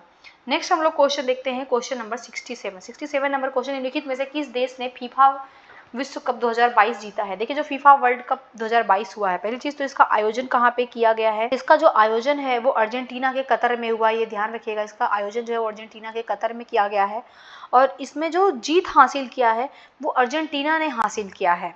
तो अर्जेंटीना ने इसको जीता है, तो इसका सही जवाब हो जाएगा डी, अर्जेंटीना इसको जीता है। लेकिन अर्जेंटीना ने जीता किसको? तो वो फ्रांस को हरा के जीता, ये भी ध्यान रखिएगा। उसने फ्रांस को हरा करके ट्रॉफी अपने नाम किया है। नेक्स्ट हम लोग क्वेश्चन देखते हैं, क्वेश्चन नंबर 68 नंबर क्वेश्चन है, केंद्रीय गृह मंत्री ने प्रहरी ऐप लॉन्च किया है। देखिए जो केंद्रीय गृह मंत्री जो होम मंत्रालय है इसके द्वारा प्रहरी ऐप लॉन्च किया गया है और ये प्रहरी ऐप जो लॉन्च किया गया है वो सीमा सुरक्षा बल के लिए किया गया। इसका सही जवाब इसका डी हो जाएगा, सीमा सुरक्षा बल, जिसको बॉर्डर सिक्योरिटी फोर्सेस कहा जाता है, बीएसएफ, इसके लिए इसको जो है लॉन्च किया गया है। इस ऐप के माध्यम से क्या होगा कि जो भी जवान हैं वो अपने मोबाइल पर अपनी व्यक्तिगत जानकारी और आवास, जैसे आयुष्मान, केंद्रीय सशस्त्र पुलिस बल, सीआरपीएफ और उनकी जो भी औकात संबंधित जानकारी है वो सभी जानकारी जो इस ऐप के माध्यम से उनको प्राप्त हो जाएगी। नेक्स्ट हम लोग क्वेश्चन देखते हैं, क्वेश्चन नंबर 69 नंबर क्वेश्चन, निम्नलिखित में से कौन विश्व की पहली इंट्राजेनल वैक्सीन है जिसे कोविड-19 के लिए बूस्टर खुराक के रूप में अनुमोदित किया गया है? देखिए जो इंट्रानेजल वैक्सीन है विश्व की पहली वो इंकोवैक है। इसका सही जवाब बी हो जाएगा, इंकोवैक है। देखिए इंकोवैक को जो बनाया है ये भारत बायोटेक की वैक्सीन है, इंट्रानोजल वैक्सीन, जिसका नाम है BBV154 या इसी को इंकोवैक कहा जाता है। तो ये विश्व की पहली ऐसी वैक्सीन है जो इंट्रानोजल वैक्सीन है और इसको जो है कोविड-19 में बूस्टर खुराक के लिए स्वीकृति दे दिया गया है। नेक्स्ट हम लोग क्वेश्चन देखते हैं, क्वेश्चन नंबर 70 नंबर क्वेश्चन है, निम्नलिखित में से किसने वैश्विक जोखिम रिपोर्ट जारी किया है? देखिए जो वैश्विक जोखिम रिपोर्ट है वो जारी किया है विश्व आर्थिक मंच ने। सही जवाब डी हो जाएगा कि वर्ल्ड इकोनॉमिक फोरम के द्वारा इस रिपोर्ट को जारी किया गया है। इसमें क्या होता है कि जो भी विश्व के अगले 2 वर्ष में जो भी प्राकृतिक आपदाओं और जो चरम मौसमी घटनाएं हैं उनमें क्या परिवर्तन होने वाला है या फिर उनमें एक अनुमान लगाने के लिए इसको जो है तैयार किया जाता है। और इस बार का जो शीर्षक था वो था कोऑपरेशन इन अ फ्रेगमेंटेड वर्ल्ड। नेक्स्ट हम लोग क्वेश्चन देखते हैं, क्वेश्चन नंबर 71 नंबर क्वेश्चन है, आंध्र प्रदेश का निम्नलिखित में से कौन सा मुहाना इंडियन स्कीमर के लिए एक सुरक्षित निवास स्थान बन गया है? देखिए जो इंडियन स्कीमर है ना ये एक पक्षी है, ध्यान रखिएगा, ये एक बर्ड है इंडियन स्कीमर। तो पूछ रहा है कौन सा ऐसा मुहाना है जहाँ पे ये आ रही है, निवास कर रही हैं। तो वहाँ का जो गोदावरी मुहाना है वो इसके लिए मतलब एक सेफ्टी प्लेस बन गया, इसलिए इसका जो सही जवाब होगा वो बी हो जाएगा। नेक्स्ट हम लोग क्वेश्चन देखते हैं 72 नंबर क्वेश्चन। प्रत्येक वर्ष विश्व हिंदी दिवस मनाया जाता है। देखिए जो विश्व हिंदू दिवस मनाया जाता है प्रत्येक वर्ष वो 10 जनवरी को मनाया जाता है, इसका सही जवाब डी हो जाएगा। देखिए 10 जनवरी 1975 को नागपुर में आयोजित प्रथम विश्व हिंदी सम्मेलन की वर्षगांठ मनाने के संदर्भ में पहली बार जो इसको मनाना प्रारंभ किया गया था वो 2006 में इसको मनाना प्रारंभ किया गया था। और ये इस वजह से मनाया जाता है क्योंकि उस दिन को चिन्हित करता है जब वर्ष 1949 में संयुक्त राष्ट्र महासभा ने पहली बार वहाँ पे हिंदी भाषा जो है वो बोली गई थी। इसी वजह से 10 जनवरी को मनाया जाता है। और जो 14 सितंबर है ये भारतीय हिंदी दिवस है, ये भी ध्यान रखिएगा, राष्ट्रीय हिंदी दिवस है। नेक्स्ट हम लोग क्वेश्चन देखते हैं, क्वेश्चन नंबर 73 नंबर क्वेश्चन है, एशिया में ताड़ के पत्तों का पहला पांडुलिपि संग्रहालय स्थापित किया गया है। देखिए जो ताड़ के पत्तों का पहला पांडुलिपि संग्रहालय स्थापित किया गया है एशिया में, वो किया गया है केरल में। इसका सही जवाब सी हो जाएगा, केरल में इसको किया गया है। और केरल की जो राजधानी है तिरुवनंतपुरम, वहाँ पे इसको उद्घाटन इसका किया गया है। नेक्स्ट हम लोग क्वेश्चन देखते हैं, क्वेश्चन नंबर 74 नंबर क्वेश्चन है, निम्नलिखित में से किस राज्य में खेलो इंडिया यूथ गेम्स 2022 के 5वें संस्करण का आयोजन किया गया है। देखिए खेलो इंडिया यूथ गेम्स 2022 का जो 5वां संस्करण किया गया है वो मध्य प्रदेश में आयोजित हुआ, इसका सही जवाब ए हो जाएगा, मध्य प्रदेश। देखिए इसका जो आयोजन हुआ है ये मध्य प्रदेश के तात्या टोपे स्टेडियम में किया गया है, ये भी ध्यान रखिएगा, तात्या टोपे स्टेडियम में हुआ है। और इस बार की जो थीम थी खेलो इंडिया यूथ गेम्स की, इसकी थीम थी हिंदुस्तान का दिल धड़का दो, हिंदुस्तान का दिल धड़का दो, इस बार की थीम थी। नेक्स्ट हम लोग क्वेश्चन देखते हैं, क्वेश्चन नंबर 75, सांसद खेल महाकुंभ 2022-23 के दूसरे चरण का आयोजन कहाँ पे हुआ। देखिए जो दूसरे चरण का आयोजन हुआ सांसद खेल महाकुंभ का, ये उत्तर प्रदेश में किया गया है, उत्तर प्रदेश के बस्ती जिले में किया गया है, तो ये ध्यान रखिएगा, इसका सही जवाब सी हो जाएगा। नेक्स्ट हम लोग क्वेश्चन देखते हैं, क्वेश्चन नंबर 76 नंबर क्वेश्चन है, बिहार सरकार ने पहली बार पुरातात्विक स्थलों पर प्लास्टिक कचरा फैलाने पर कितने रुपए का जुर्माना लगाया है। देखिए बिहार सरकार में क्या है ना कि जो भी पुरातात्विक स्थल है अगर वहाँ पे कोई भी प्लास्टिक कचरा फैलाया जाएगा तो उसमें जो जुर्माना लगाया गया है वो 1000 रुपये का लगाया गया है। सही जवाब इसका ए हो जाएगा, उसको 1000 रुपये जो जुर्माने के तहत दिया जाएगा। पहली बार में वो 1000 रुपये देगा, दूसरी बार अगर फिर से वो गंदगी फैला रहा है तो 1500 देगा। तो इस तरीके से जो है जुर्माना आरोपित किया गया है। नेक्स्ट हम लोग देखते हैं क्वेश्चन नंबर 77, बिहार का निम्नलिखित में से कौन सा जिला राज्य की औद्योगिक विकास रैंकिंग में प्रथम स्थान पर। देखिए जो औद्योगिक विकास रैंकिंग में पहले स्थान पर है वो है सिवान जिला, इसका सही जवाब भी हो जाएगा सिवान जिला। सिवान जो है पहले नंबर पे है, उसके बाद से है पटना, सिवान के बाद से आता है पटना, ये ध्यान रखिएगा, पटना जो है वो सेकंड पे है। नेक्स्ट हम लोग क्वेश्चन देखते हैं, क्वेश्चन नंबर 78 नंबर क्वेश्चन है, 13वें पटना फिल्मोत्सव में प्रदर्शित आखिरी फिल्म कौन सी थी। देखिए पटना में अभी जो 13वां फिल्मोत्सव प्रदर्शन हुआ है उसमें जो आखिरी फिल्म दिखाई गई है वो मट्टो की साइकिल दिखाई गई, इसका सही जवाब भी हो जाएगा, मट्टो की साइकिल।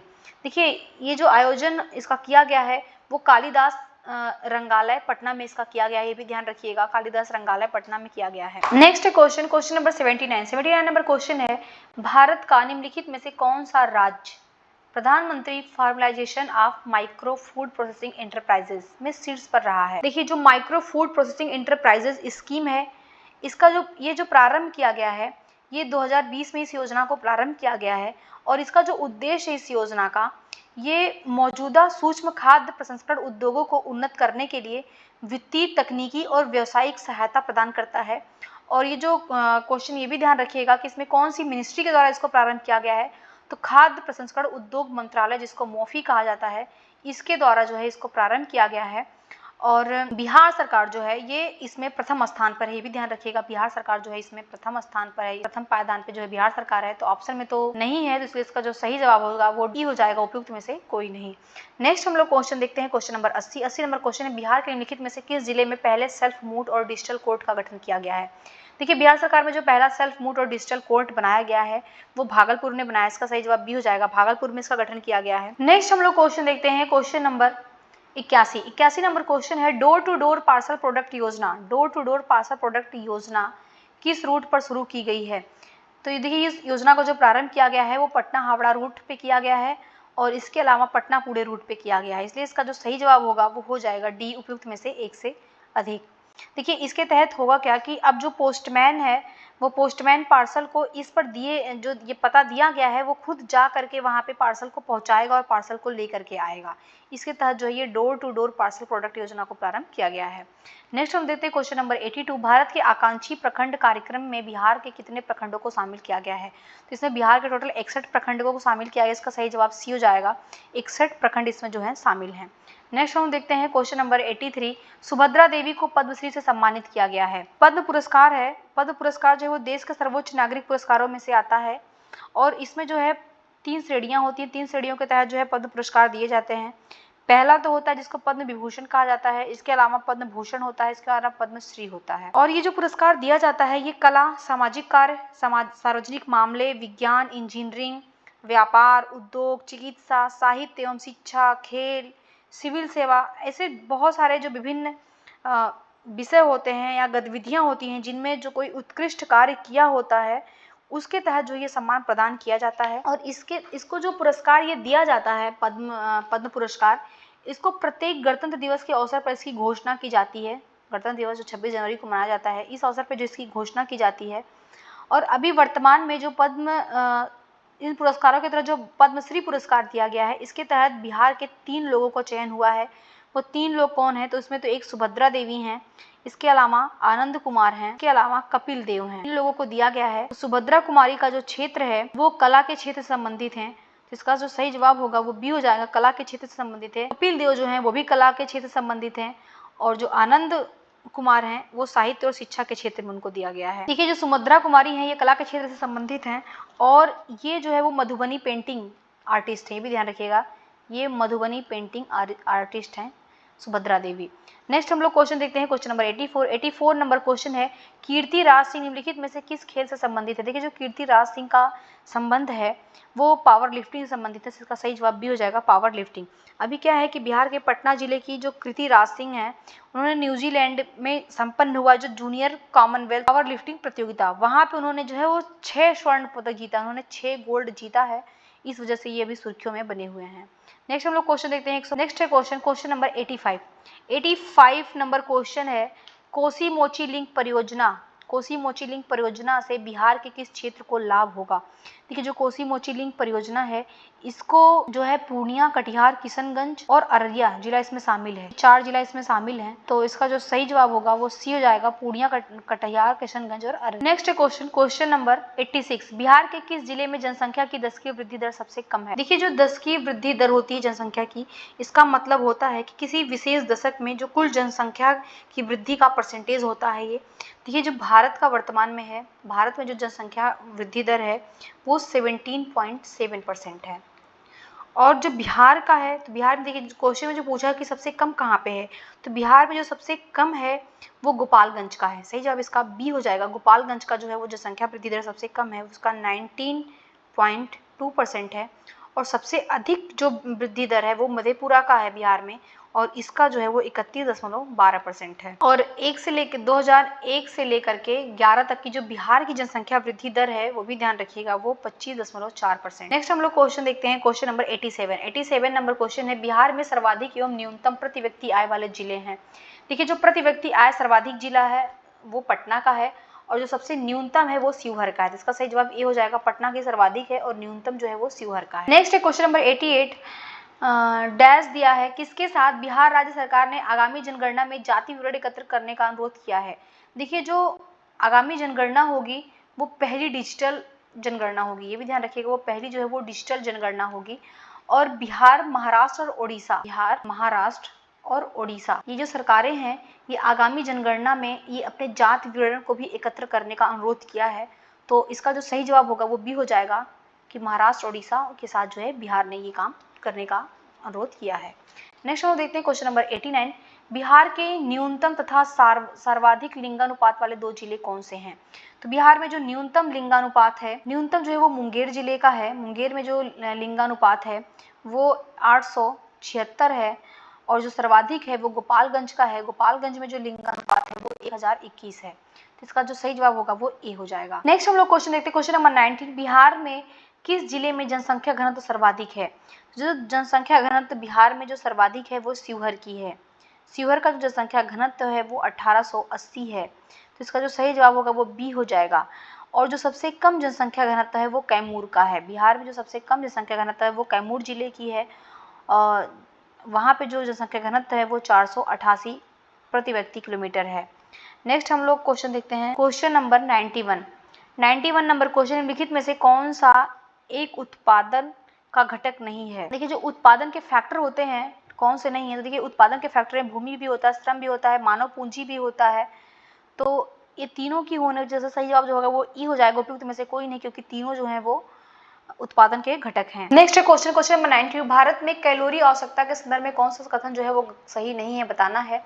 देखिए जो कैलोरी आवश्यकता होती है वो ग्रामीण क्षेत्रों में, रूरल एरियाज में 2400 कैलोरी की जरूरत पड़ती है, और जो शहरी क्षेत्र होता है, जो अर्बन एरिया होता है, उसको जो है वो 2100 कैलोरी की जरूरत पड़ती है।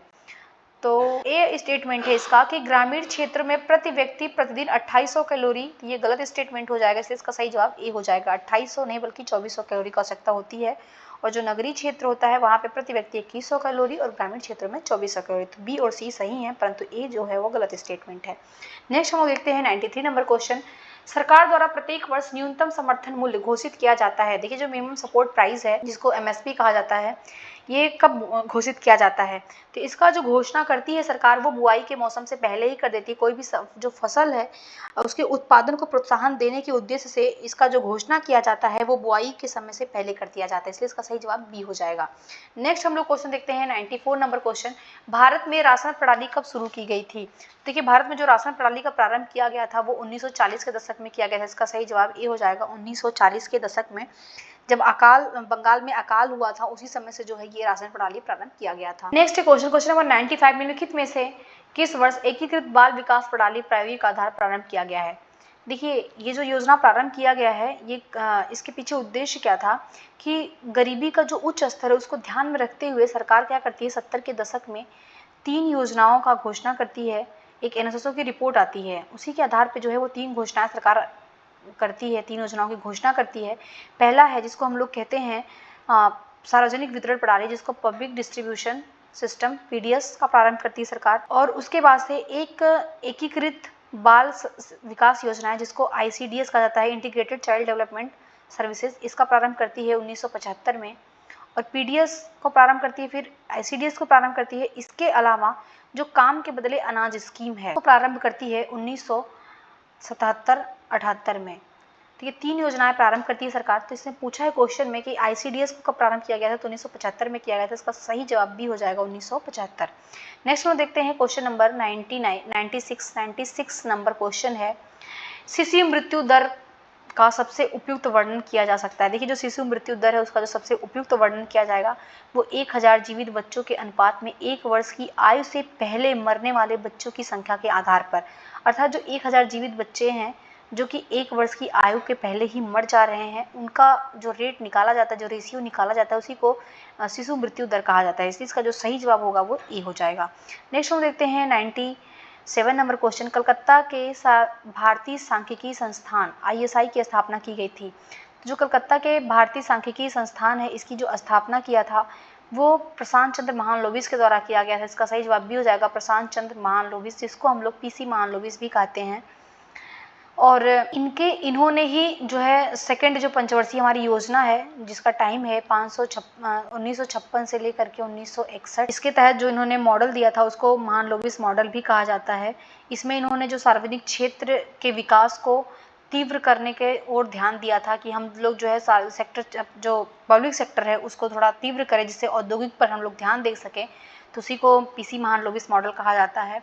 और ये जो संस्थान है ये इन्हीं के नाम पे है कलकत्ता में। नेक्स्ट हम लोग देखते हैं क्वेश्चन नंबर 98 नंबर क्वेश्चन है, 1991 में आर्थिक संकट से निपटने के लिए भारत ने कितने बिलियन डॉलर का ऋण लिया था। देखिए जब 1991 में आर्थिक संकट आया था उस समय भारत के पास जो उसका विदेशी मुद्रा भंडार था वो बहुत ही ज़्यादा कमज़ोर हो गया था कि भारत के पास जो है 2 सप्ताह का 2 वीक के लिए भी उसको वस्तुओं को आयात करने के लिए पैसे ही नहीं बचे थे, पूरा तरीके से खाली हो गया था।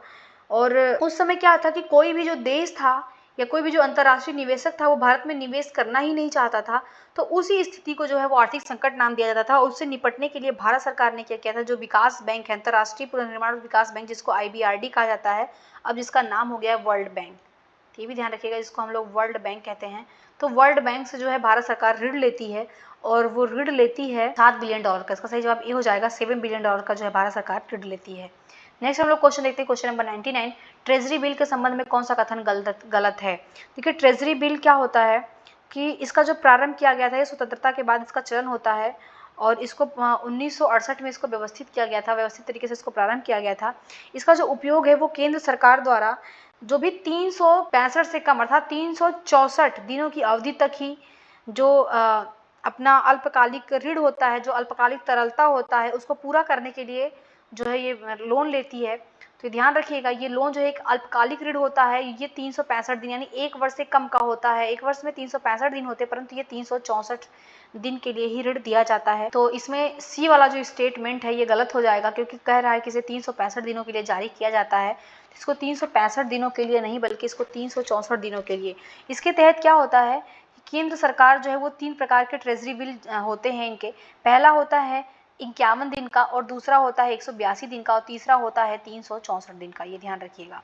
नेक्स्ट हम लोग क्वेश्चन देखते हैं, क्वेश्चन नंबर 100, वह अधिकतम अवधि कितनी है जिसके लिए कॉल मनी का उपयोग कर धन उधार लेने के लिए किया जाता है। देखिए जो कॉल मनी होती है, या इसको कॉल मनी मार्केट कहते हैं, इसमें जो उधार लिया जाता है वो रातों रात, मतलब रात के लिए लिया जाता है कि चलो जो रात का उधार है उसको एडजस्ट करने के लिए, उसको उस तरलता को बनाए रखने के लिए उधार लिया जाता है।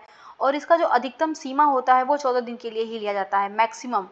इसमें 1 दिन या फिर 14 दिन के लिए जो है इसमें पैसे धन को उधार लिया जाता है। तो इसका जो सही जवाब हो जाएगा वो ए हो जाएगा, 14 दिन के लिए। Next question, question number 101, repo का अर्थ क्या है। तो देखिए रेपो में होता क्या है, रेपो रेट में इसमें जो भी बैंक होते हैं या कोई भी वित्तीय संस्थान होता है वो अल्पकालिक अवधि के लिए आरबीआई से उधार लेने जाता है। तो आरबीआई से जब वो धन उधार लेने जाएगा तो उसके पास अपनी कुछ सिक्योरिटीज को जमा करता है, जिसके बदले में वो धन उधार लेता है। तो जो सिक्योरिटीज जमा करता है वो इसी कॉन्ट्रैक्ट पे जमा करता है कि हम वापस आपका ऋण चुका करके इस अपनी सिक्योरिटीज को वापस हम रीपरचेज कर लेंगे, खरीद लेंगे। इसी वजह से जो रेपो रेट होता है उसको पुनः क्रय की दर कहा जाता है। इसका सही जवाब सी हो जाएगा। नेक्स्ट हम लोग क्वेश्चन देखते हैं, क्वेश्चन नंबर 102 नंबर क्वेश्चन है, भारतीय रिजर्व बैंक की स्थापना कब की गई थी। देखिए जो आरबीआई की स्थापना किया गया था वो आरबीआई एक्ट 1934 में इसका जो है स्थापना किया जाता है 1 अप्रैल 1935 को। इसका सही जवाब ए हो जाएगा, 1 अप्रैल 1935 को। और इसकी जो स्थापना उस टाइम पे किया गया था वो एक निजी स्वामित्व वाले बैंक के रूप में किया गया था। नेक्स्ट हम लोग देखते हैं क्वेश्चन नंबर 103, बाजार स्थिरीकरण योजना, मार्केट स्टेबलाइजेशन स्कीम, जिसको एमएसएस कहा जाता है, इसका उपयोग कब किया जाता है। देखिए इस स्कीम को प्रारंभ किया गया था 2004 में। इसके पीछे उद्देश्य ये था कि जो भी सरकार का मौद्रिक प्रबंधन है उसको सही किया जाए, मौद्रिक प्रबंधन के लिए इसको प्रारंभ किया गया था। तो इसका जो सही जवाब होगा वो बी हो जाएगा, बाजार से तरलता को कम करने के लिए इसको प्रारंभ किया जाता है। नेक्स्ट हम देखते हैं क्वेश्चन नंबर 104 नंबर क्वेश्चन, निम्नलिखित में से किस समिति ने 1987 में नए क्षेत्रीय ग्रामीण बैंक खोलने पर रोक लगाने की सिफारिश किया था। देखिए 1987 में क्या होता है कि टोटल 196 क्षेत्रीय ग्रामीण बैंक की स्थापना हो चुकी होती है, जिनको हम लोग आरआरबीज कहते हैं। इनकी स्थापना हो चुकी थी। उसी समय सरकार जो है केलकर समिति का गठन करती है और केलकर समिति जो है वो ये अपना सुझाव देती है कि जो भी नए बैंक हैं अभी इनको खोलना बंद किया जाए। तो इसका जो सही जवाब होगा वो सी हो जाएगा, केलकर समिति। नेक्स्ट है क्वेश्चन नंबर 105, बीमा विनियामक एवं विकास प्राधिकरण की स्थापना की गई थी, जिसको हम लोग IRDA कहते हैं। इसकी स्थापना कब किया गया था। देखिए इसकी स्थापना जो है वो 2000 में किया जाता है, और ये जो अधिनियम था जिसके माध्यम से इसकी स्थापना होती है उसको 1999 का एक्ट कहा जाता है। इसमें क्या होता है कि एक तो अध्यक्ष होता है और इसके अलावा 5 सदस्य होते हैं। इस 5 सदस्यों में क्या होता है कि 2 तो पूर्णकालिक होते हैं और 3 अंशकालिक होते हैं। 2 पूर्णकालिक होते हैं, 3 अंशकालिक होते हैं। तो जो इसका सही जवाब होगा वो ए हो जाएगा, 2000 में IRDA की स्थापना किया गया था। IRDA जो है वो भारतीय बीमा क्षेत्र को विनियमित करने का काम करता है, उसको आगे बढ़ाने का, उसको निर्देशित करने का जो सारी जिम्मेदारी होती है वो IRDA के ऊपर होती है। नेक्स्ट हम लोग देखते हैं 106 नंबर क्वेश्चन, वर्ष 2022 से अप्रैल से सितंबर तक प्रत्यक्ष विदेशी निवेश, जिसको FDI कहा जाता है, इसके अंतर प्रवाह की घटती हिस्सेदारी के क्रम में कौन सा देशों का क्रम सही है। देखिए जो फॉरेन इन्वेस्टमेंट होता है ना, फॉरेन इन्वेस्टमेंट 2 तरीके से भारत में आता है। एक तो फॉरेन डायरेक्ट इन्वेस्टमेंट आता है जिसको हम लोग FDI कहते हैं, और एक आता है FPI जिसको फॉरेन पोर्टफोलियो इन्वेस्टमेंट कहा जाता है। तो जो FDI का क्रम है जो अभी 2022 में अप्रैल से सितंबर तक के बीच में रहा है, उसमें सबसे अधिक जो आया है हमारे पास FDI वो आया है सिंगापुर से, उसके बाद आया है मॉरिशस से, फिर आया है यूएई से, उसके बाद आया है यूएसए से। इसका सही जवाब सी हो जाएगा। नेक्स्ट हम लोग क्वेश्चन देखते हैं, क्वेश्चन नंबर 107। 107 नंबर क्वेश्चन है के संदर्भ में विचार करना है और बताना है कौन सा स्टेटमेंट जो है सही है। देखिए, जो निर्यात ऋण गारंटी निगम है, ये एक सरकारी स्वामित्व वाली कंपनी है। ये सरकारी स्वामित्व वाली कंपनी है, एक एजेंसी के तरीके से ये काम करता है और ये जो भी निर्यात ऋण बीमा सेवाएं होती हैं उसको प्रदान कर भारतीय जो निर्यातक होते हैं उनको सहायता प्रदान करता है। तो पहला कह रहा है कि ये निर्यातकों को ऋण प्रदान कर सहायता प्रदान करता है। तो देखिए, यहाँ पे ऋण नहीं प्रदान करता है बल्कि ये सेवाएं प्रदान करता है। तो इस वजह से पहला स्टेटमेंट तो गलत हो जाएगा। सेकेंड स्टेटमेंट है कि यह निर्यातकों को उनके उत्पादों को होने वाले नुकसान के जोखिम से सुरक्षा प्रदान करता है। देखिए, ये क्या करता है कि जो भी निर्यातक होते हैं उनकी जो भुगतान होती है तो उनके भुगतान जोखिम से उनको जो है बचाने के लिए सुरक्षा प्रदान करता है, ना कि उनके उन उत्पाद में होने वाले जोखिम के लिए। इस वजह से ये जो गलत स्टेटमेंट सेकेंड वाला भी हो जाएगा। ठीक है, थर्ड स्टेटमेंट है कि यह निर्यातकों को दिए गए निर्यात ऋण के कारण होने वाले नुकसान से बैंकों को सुरक्षा प्रदान करता है। देखिए, बिल्कुल सही स्टेटमेंट है। यह बैंकों को जो भी निर्यात ऋण बीमा होता है वो प्रदान करता है ताकि जो निर्यातक उधारकर्ता के दिवालियेपन और लंबे समय तक जो डिफॉल्ट के जोखिम है उनके कारण निर्यातकों को जो भी दिए गए निर्यात ऋण के कारण होने वाला नुकसान है उससे बैंकों को बचाया जा सके। इसलिए थर्ड वाला स्टेटमेंट जो है वो सही हो जाएगा, बाकी दो स्टेटमेंट गलत हो जाएंगे। तो इसका जो सही जवाब होगा वो बी हो जाएगा। उपयुक्त में से केवल 3 स्टेटमेंट जो है वो सही है। नेक्स्ट हम लोग देखते हैं क्वेश्चन नंबर 108। 108 नंबर क्वेश्चन है, विश्व के कई देशों में 2022 में मौद्रिक सख्ती के चक्र का क्या कारण था। देखिए, 2022 में कई देशों में मौद्रिक सख्ती रही है। इसके पीछे जो कारण था वो था उन्नत अर्थव्यवस्थाओं और उभरती अर्थव्यवस्थाओं में उच्च मुद्रास्फीति की वापसी हुई थी। इसका सही जवाब ए हो जाएगा। और सेकेंड स्टेटमेंट है कि प्रमुख केंद्रीय बैंकों द्वारा नीतिगत दरों में कमी की गई थी। देखिए, नीतिगत दरों में कमी नहीं की गई थी बल्कि नीतिगत दरों में वृद्धि किया गया था। और थर्ड, निम्न मुद्रास्फीति की एक दीर्घ अवधि थी। ये भी गलत स्टेटमेंट है। निम्न मुद्रास्फीति की नहीं बल्कि उच्च मुद्रास्फीति की दीर्घ अवधि का चरण था उस टाइम पे। नेक्स्ट हम लोग क्वेश्चन देखते हैं, क्वेश्चन नंबर 109। 109 नंबर क्वेश्चन है, आर्थिक सर्वेक्षण 2022-23 के अनुसार विश्व का सबसे बड़ा बीमा बाजार निम्नलिखित में से किस देश में है। देखिए, विश्व का जो सबसे बड़ा बीमा बाजार है वो संयुक्त राज्य अमेरिका में। इसका सही जवाब डी हो जाएगा। नेक्स्ट हम लोग क्वेश्चन देखते हैं, क्वेश्चन नंबर 110। निम्नलिखित में से कौन सा वस्तु एवं सेवा कर जीएसटी कार्यान्वयन का बाद का प्रभाव है। देखिए, जो जीएसटी है उसको अपनाने, कारपोरेट कर का जो दर है उसमें कमी करने, संप्रभु धन निधि और पेंशन फंड को करों से छूट प्रदान करने तथा लाभांश वितरण कर को हटाने इत्यादि जैसे सुधारों से व्यक्तिगत एवं व्यवसायों पर जो कर का बोझ है उसको वो कम हो गया है। और साथ ही इससे जो अर्थव्यवस्था से विकृत प्रोत्साहन को हटाने में भी मदद मिला है।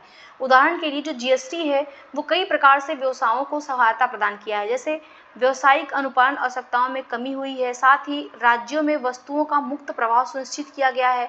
इसके साथ ही जो व्यवसाय के लिए प्रत्येक राज्य हेतु एक अलग वेयर हाउस स्थापित करने की जो आवश्यकता थी उसको समाप्त किया गया है। तो इस प्रकार जो इसका सही जवाब हो जाएगा वो बी और सी के सही होने की वजह से, यानी इसने जो है राज्य में वस्तुओं का मुक्त प्रवाह सुनिश्चित करने में मदद किया है, साथ ही इसने व्यावसायिक अनुपालन की आवश्यकताओं में कमी आई है। तो इस वजह से इसका सही जवाब डी हो जाएगा, उपयुक्त में से एक से अधिक। नेक्स्ट हम लोग क्वेश्चन देखते हैं 111 नंबर क्वेश्चन। 111 नंबर क्वेश्चन है कि भारत में कृषि संबंधी पहलों के विषय में कौन सा कथन सही है। पहला है कि क्षेत्रीय ग्रामीण बैंकों के माध्यम से सूक्ष्म सिंचाई कोष का संचालन किया गया है, बिल्कुल सही है। सेकेंड है कि लघु कृषि व्यापार संघ राष्ट्रीय कृषक बाजार की कार्यान्वयन एजेंसी है, यह भी बिल्कुल सही स्टेटमेंट है।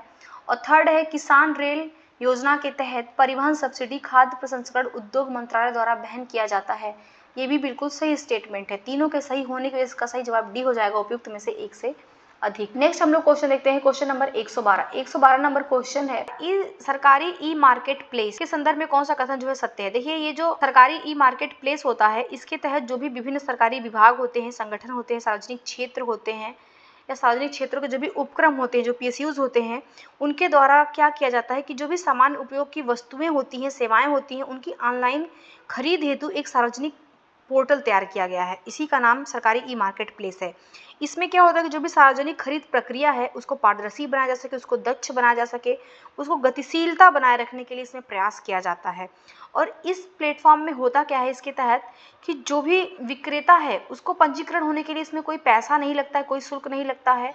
साथ ही जो खरीदारों के पास प्रोडक्ट खरीदा है वो, उसके लिए जो भी कॉन्ट्रैक्ट हुआ है उसको कभी भी कैंसिल करने का उसके पास विकल्प होता है। तो बी, ए और बी सही है। इसके साथ ही सी वाला देखते हैं कि इसके कुल कारोबार में आधे से अधिक का योगदान जो है वो सूक्ष्म लघु और मध्यम उद्योग यानी एमएसएमई का है। ये भी बिल्कुल सही है। इसमें जो आधे से अधिक का योगदान है वो एमएसएमई के द्वारा दिया गया है। एमएसएमई के द्वारा योगदान दिया गया है। ये टोटल जो योगदान है वो 57% के आसपास का है जो एमएसएमई देता है।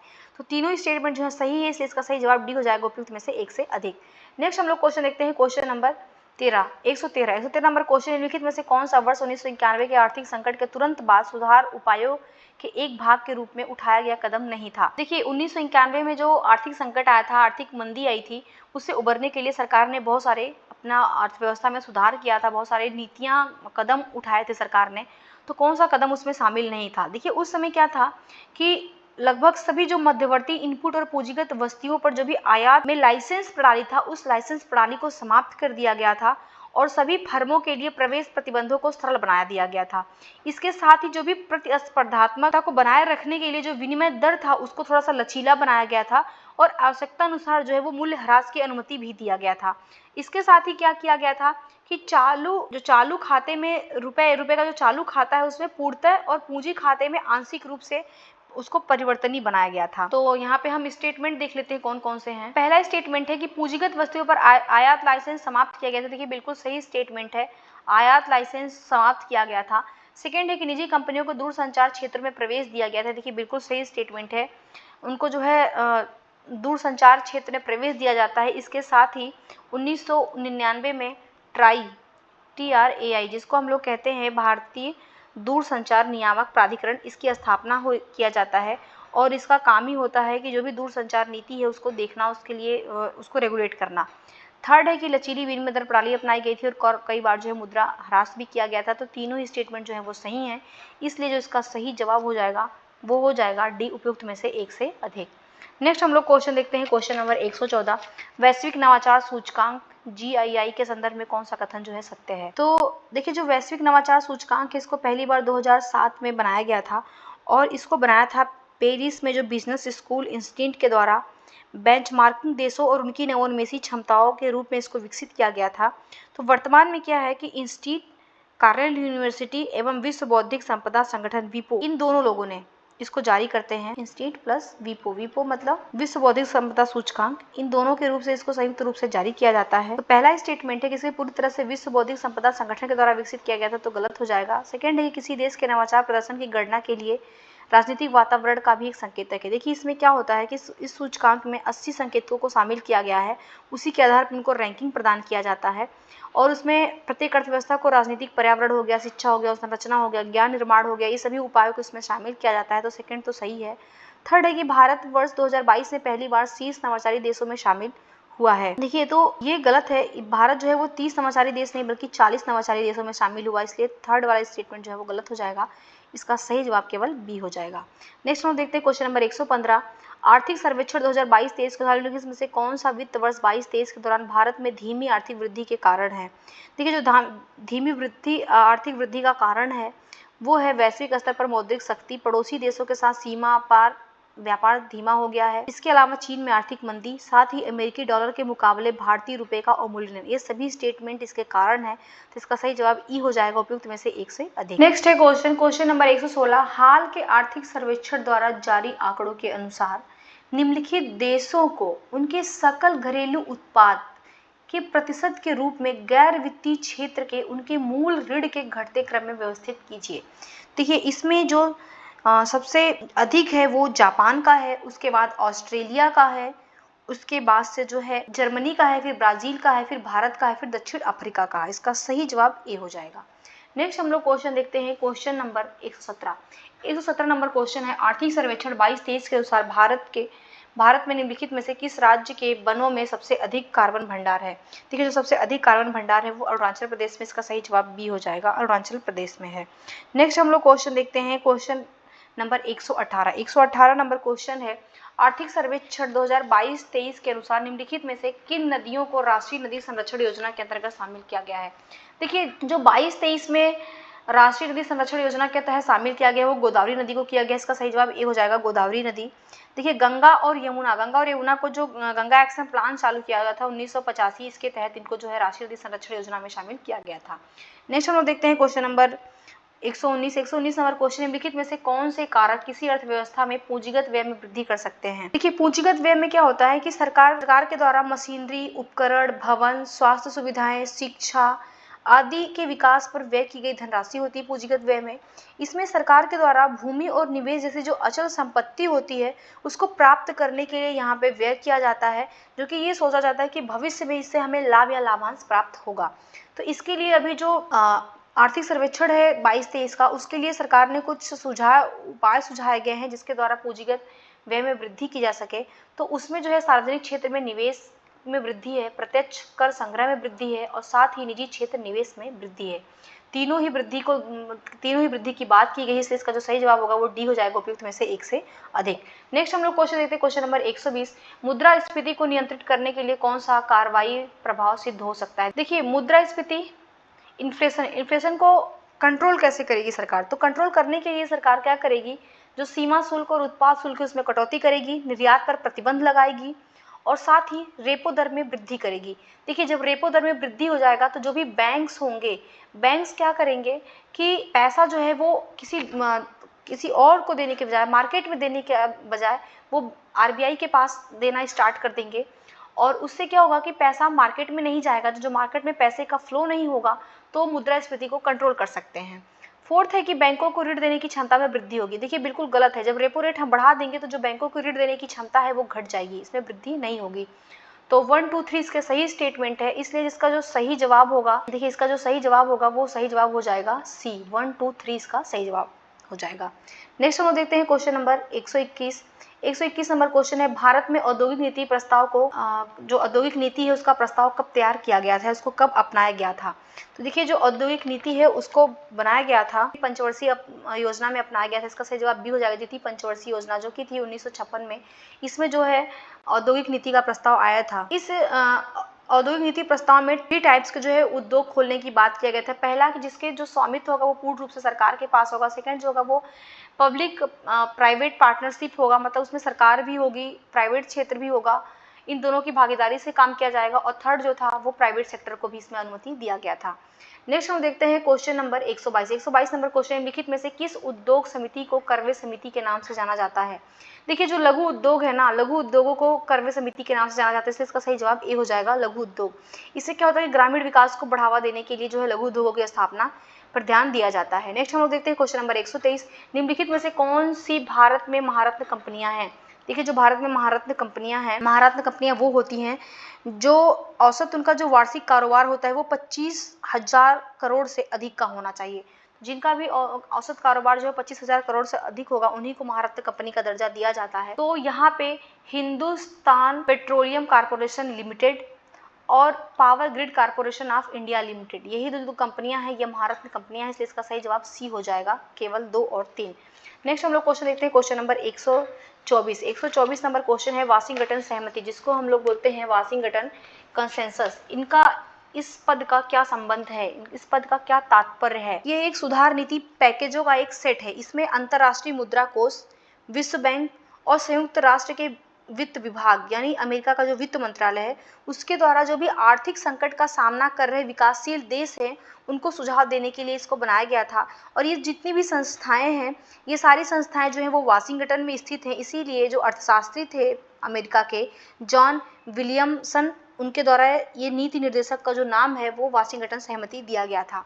देखिए ये IMF मुद्रा कोष के बीच समझौते का स्तर है, विश्व बैंक के बीच का है, साथ ही ये संयुक्त राष्ट्र के वित्त विभाग के बीच समझौते का स्तर है। तीनों से ही संबंधित, इसका सही जवाब डी हो जाएगा, उपयुक्त में से एक से अधिक। नेक्स्ट हम लोग क्वेश्चन देखते हैं, क्वेश्चन है 125 नंबर क्वेश्चन कि भारतीय अर्थव्यवस्था के क्षेत्र के संदर्भ में कथनों पर विचार करना है और बताना है कि कौन सा कथन जो है वो सही है। पहला है प्राथमिक गतिविधियों में कार्यरत लोगों को क्रेडिट कॉलर वर्कर कहा जाता है। देखिए बिल्कुल सही स्टेटमेंट है। प्राथमिक क्षेत्र होता है जिसमें कृषिगत वस्तुएं शामिल होती हैं, वानिकी, मत्स्य पालन हो गया, खनन हो गया, तो इसके तहत जो कार्य करने वाले लोग होते हैं उनको रेड कॉलर कहा जाता है। सेकंड है द्वितीय क्षेत्र को औद्योगिक क्षेत्र भी कहा जाता है। देखिए बिल्कुल सही है, जो द्वितीय क्षेत्र है उसको विनिर्माण क्षेत्र या औद्योगिक क्षेत्र कहा जाता है और इसमें जो काम करने वाले लोग होते हैं उनको ब्लू कॉलर कहा जाता है। थर्ड है बीमा और बैंकिंग तृतीय क्षेत्र के अंतर्गत आता है। देखिए बिल्कुल सही है, जो बीमा और बैंकिंग होता है ये तृतीय क्षेत्र में आते हैं और तृतीय क्षेत्र का जो कार्य होता है वो प्राथमिक क्षेत्र और द्वितीय क्षेत्र का विकास करना होता है, उनके विकास में उनको सपोर्ट करना होता है और इसमें जो काम करने वाले लोग होते हैं उनको व्हाइट कॉलर कहा जाता है। तो ये तीनों ही जो स्टेटमेंट है वो सही है, इसलिए इसका जो सही जवाब होगा वो डी हो जाएगा उपयुक्त में से एक से अधिक। नेक्स्ट हम देखते हैं क्वेश्चन नंबर 126। वर्ष 1982 में राष्ट्रीय कृषि एवं ग्रामीण विकास बैंक, जिनको नाबार्ड कहा जाता है, इसकी स्थापना किया गया था। देखिए जो नाबार्ड की स्थापना 1982 में किया गया था, राष्ट्रीय कृषि और ग्रामीण विकास बैंक अधिनियम 1981 जो एक्ट था इसके माध्यम से किया गया था, इस वजह से ये एक सांविधिक निकाय के रूप में है। इसका सही जवाब ए हो जाएगा। नेक्स्ट हम लोग क्वेश्चन देखते हैं, क्वेश्चन नंबर 127 नंबर क्वेश्चन है, भारत में प्राथमिक घाटे का तात्पर्य क्या है। देखिए जो प्राथमिक घाटे का तात्पर्य है भारत में वो है राजकोषीय घाटा और ब्याज भुगतान के मध्य अंतर। इसका सही जवाब ए हो जाएगा। नेक्स्ट हम लोग क्वेश्चन देखते हैं, क्वेश्चन नंबर 128, भारतीय रिजर्व बैंक द्वारा निम्नलिखित में से कौन सा कार्य किया जाता है। देखिए जो आरबीआई के द्वारा कार्य किया जाता है वो किया जाता है कि वह रुपए की विनिमय दर को स्थिर करता है, साथ ही यह वित्तीय व्यवस्था का नियामक एवं पर्यवेक्षक है। और थर्ड है कि यह सभी प्रकार के करेंसी नोट और सिक्के जारी करता है जो भारत में प्रचलन में है। देखिए ये गलत स्टेटमेंट है क्योंकि ये सभी प्रकार के नहीं जारी करता है।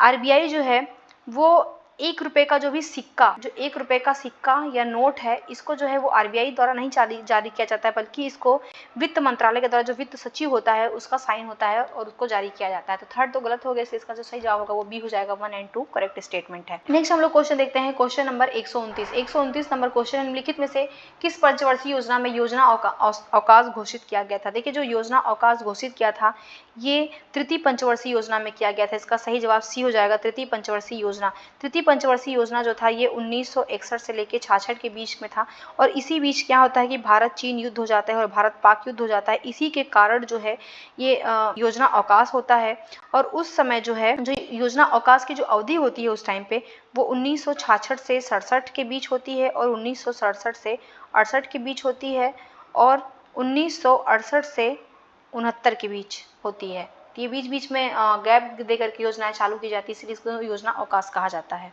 नेक्स्ट हम देखते हैं क्वेश्चन नंबर 130 नंबर क्वेश्चन में लिखित औद्योगिक उत्पादन सूचकांक का उनके भारांक के घटते क्रम के अनुसार सही चयन करना है। ये जो औद्योगिक उत्पादन सूचकांक होता है ये एक संकेतक है जो एक निश्चित अवधि के दौरान जो औद्योगिक उत्पाद होते हैं उनकी मात्रा में जो परिवर्तन होता है उनको मापता है।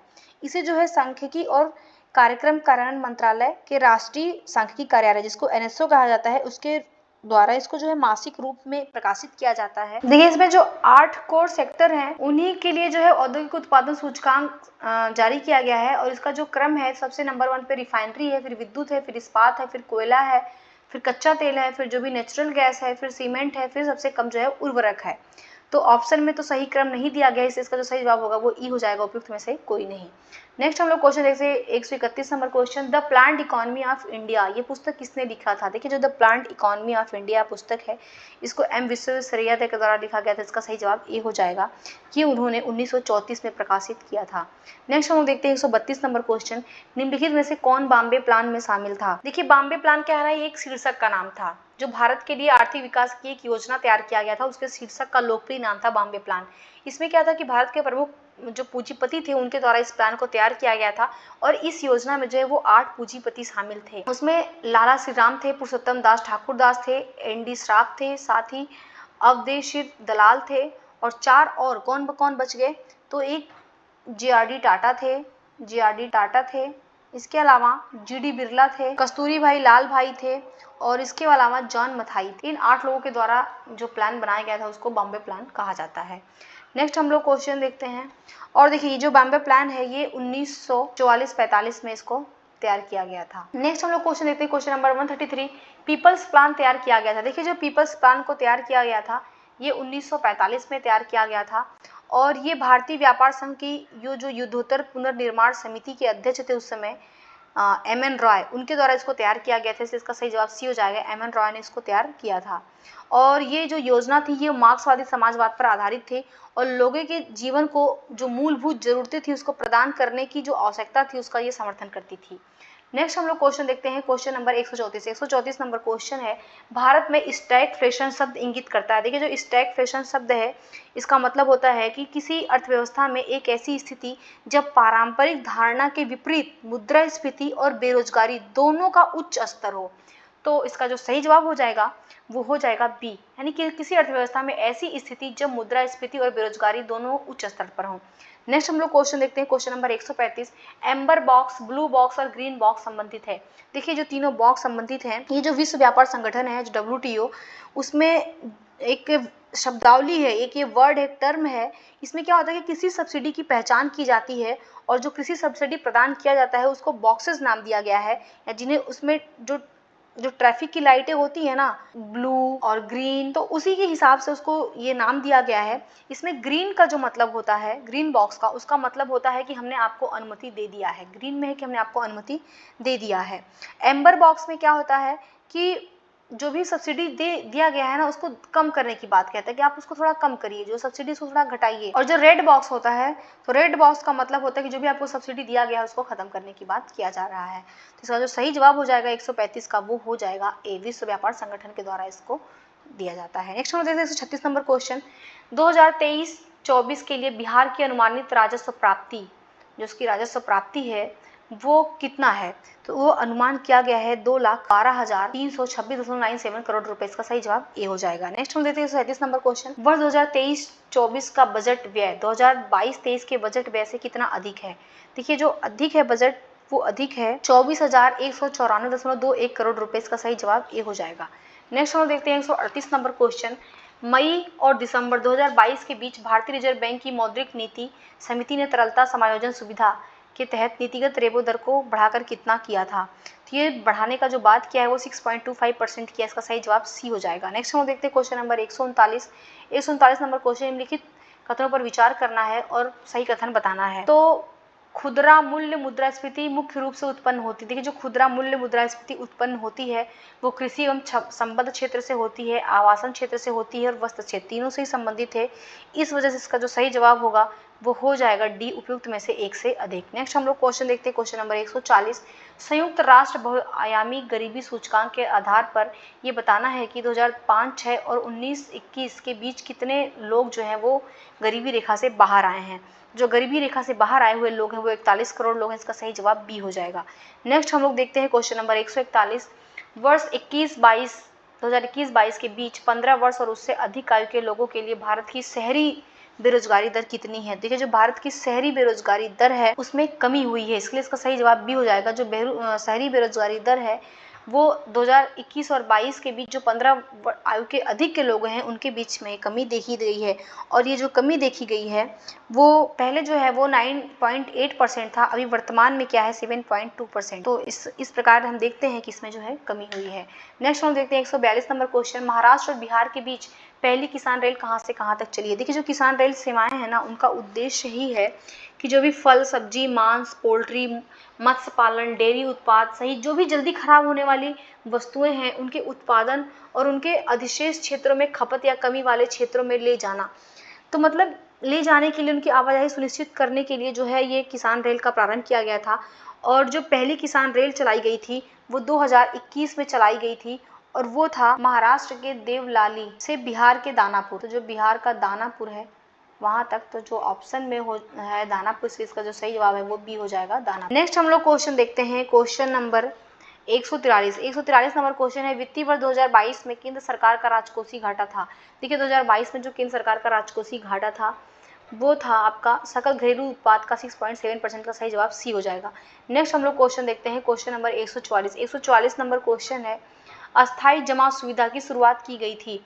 देखिए जो अस्थाई जमा सुविधा है जिसको स्टैंडिंग डिपॉजिट फैसिलिटी कहा जाता है, इसका प्रारंभ किया गया था, ये 2022 में किया गया था आरबीआई के द्वारा और अभी ये एसडीएफ को 3.75% की दर से है। तो इसका सही जवाब ए हो जाएगा। नेक्स्ट हम लोग क्वेश्चन देखते हैं, क्वेश्चन नंबर 145, भारत VIX एक सूचकांक, इसकी गणना की जाती है। देखिए जो VIX है ये शॉर्ट फॉर्म है, इसका जो पूरा नाम है वो है इंडिया वोलाटाइल इंडेक्स, इसका शॉर्ट फॉर्म है और इसकी जो गणना किया जाता है वो NSE के द्वारा किया जाता है, नेशनल स्टॉक एक्सचेंज के द्वारा। इसका सही जवाब बी हो जाएगा।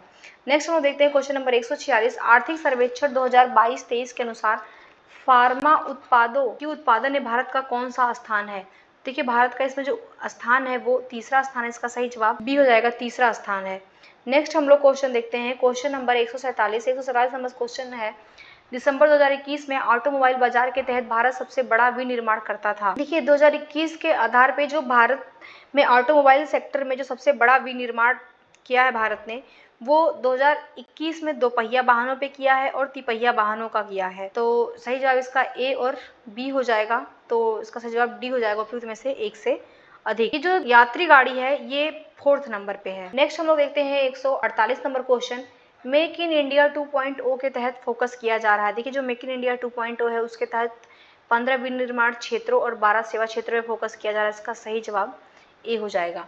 नेक्स्ट हम लोग क्वेश्चन देखते हैं, क्वेश्चन नंबर 149, मार्च 2022 तक भारत की उपयोगिताओं और कैप्टिव विद्युत संयंत्रों की कुल स्थापित बिजली क्षमता कितनी है? जो टोटल क्षमता है वो 482.2 गीगावाट थी, इसका सही जवाब सी हो जाएगा। नेक्स्ट हम लोग देखते हैं 150 नंबर क्वेश्चन, ये टेस्ट का लास्ट क्वेश्चन है, डिजिटल पब्लिक इंफ्रास्ट्रक्चर में भारत के आर्थिक प्रदर्शन के संदर्भ में कौन से कथन जो है वो सही है, ये हमें बताना है। पहला है कि FY 1920 के बीच एकीकृत भुगतान इंटरफेस आधारित लेन देन में मूल्य एवं मात्रा दोनों के संदर्भ में वृद्धि हुई है, तो बिल्कुल सही है। और सेकंड है कि केरल, पंजाब और तमिलनाडु ने टेली घनत्व 100% से अधिक है, बिल्कुल सही है। और थर्ड है प्रसार भारती 23 भाषाओं को प्रसारित करता है। देखिए जो प्रसार भारती है ये भी बिल्कुल सही स्टेटमेंट है, ये 23 भाषाओं में प्रसारित करता है। तीनों ही स्टेटमेंट सही हैं, इस वजह से इसका जो सही जवाब हो जाएगा वो डी हो जाएगा, उपयुक्त में से एक से अधिक। इसी के साथ हमारा ये टेस्ट 4 जो है वो कंप्लीट हुआ। हम मिलेंगे अपने नेक्स्ट टेस्ट में। अगर आपको हमारी वीडियोस अच्छी लग रही है तो प्लीज़ आप मेरे चैनल को सब्सक्राइब करिए, मेरे वीडियोस को लाइक करिए, अपने फ्रेंड्स में शेयर करिए। देखने के लिए आप लोगों का बहुत बहुत धन्यवाद।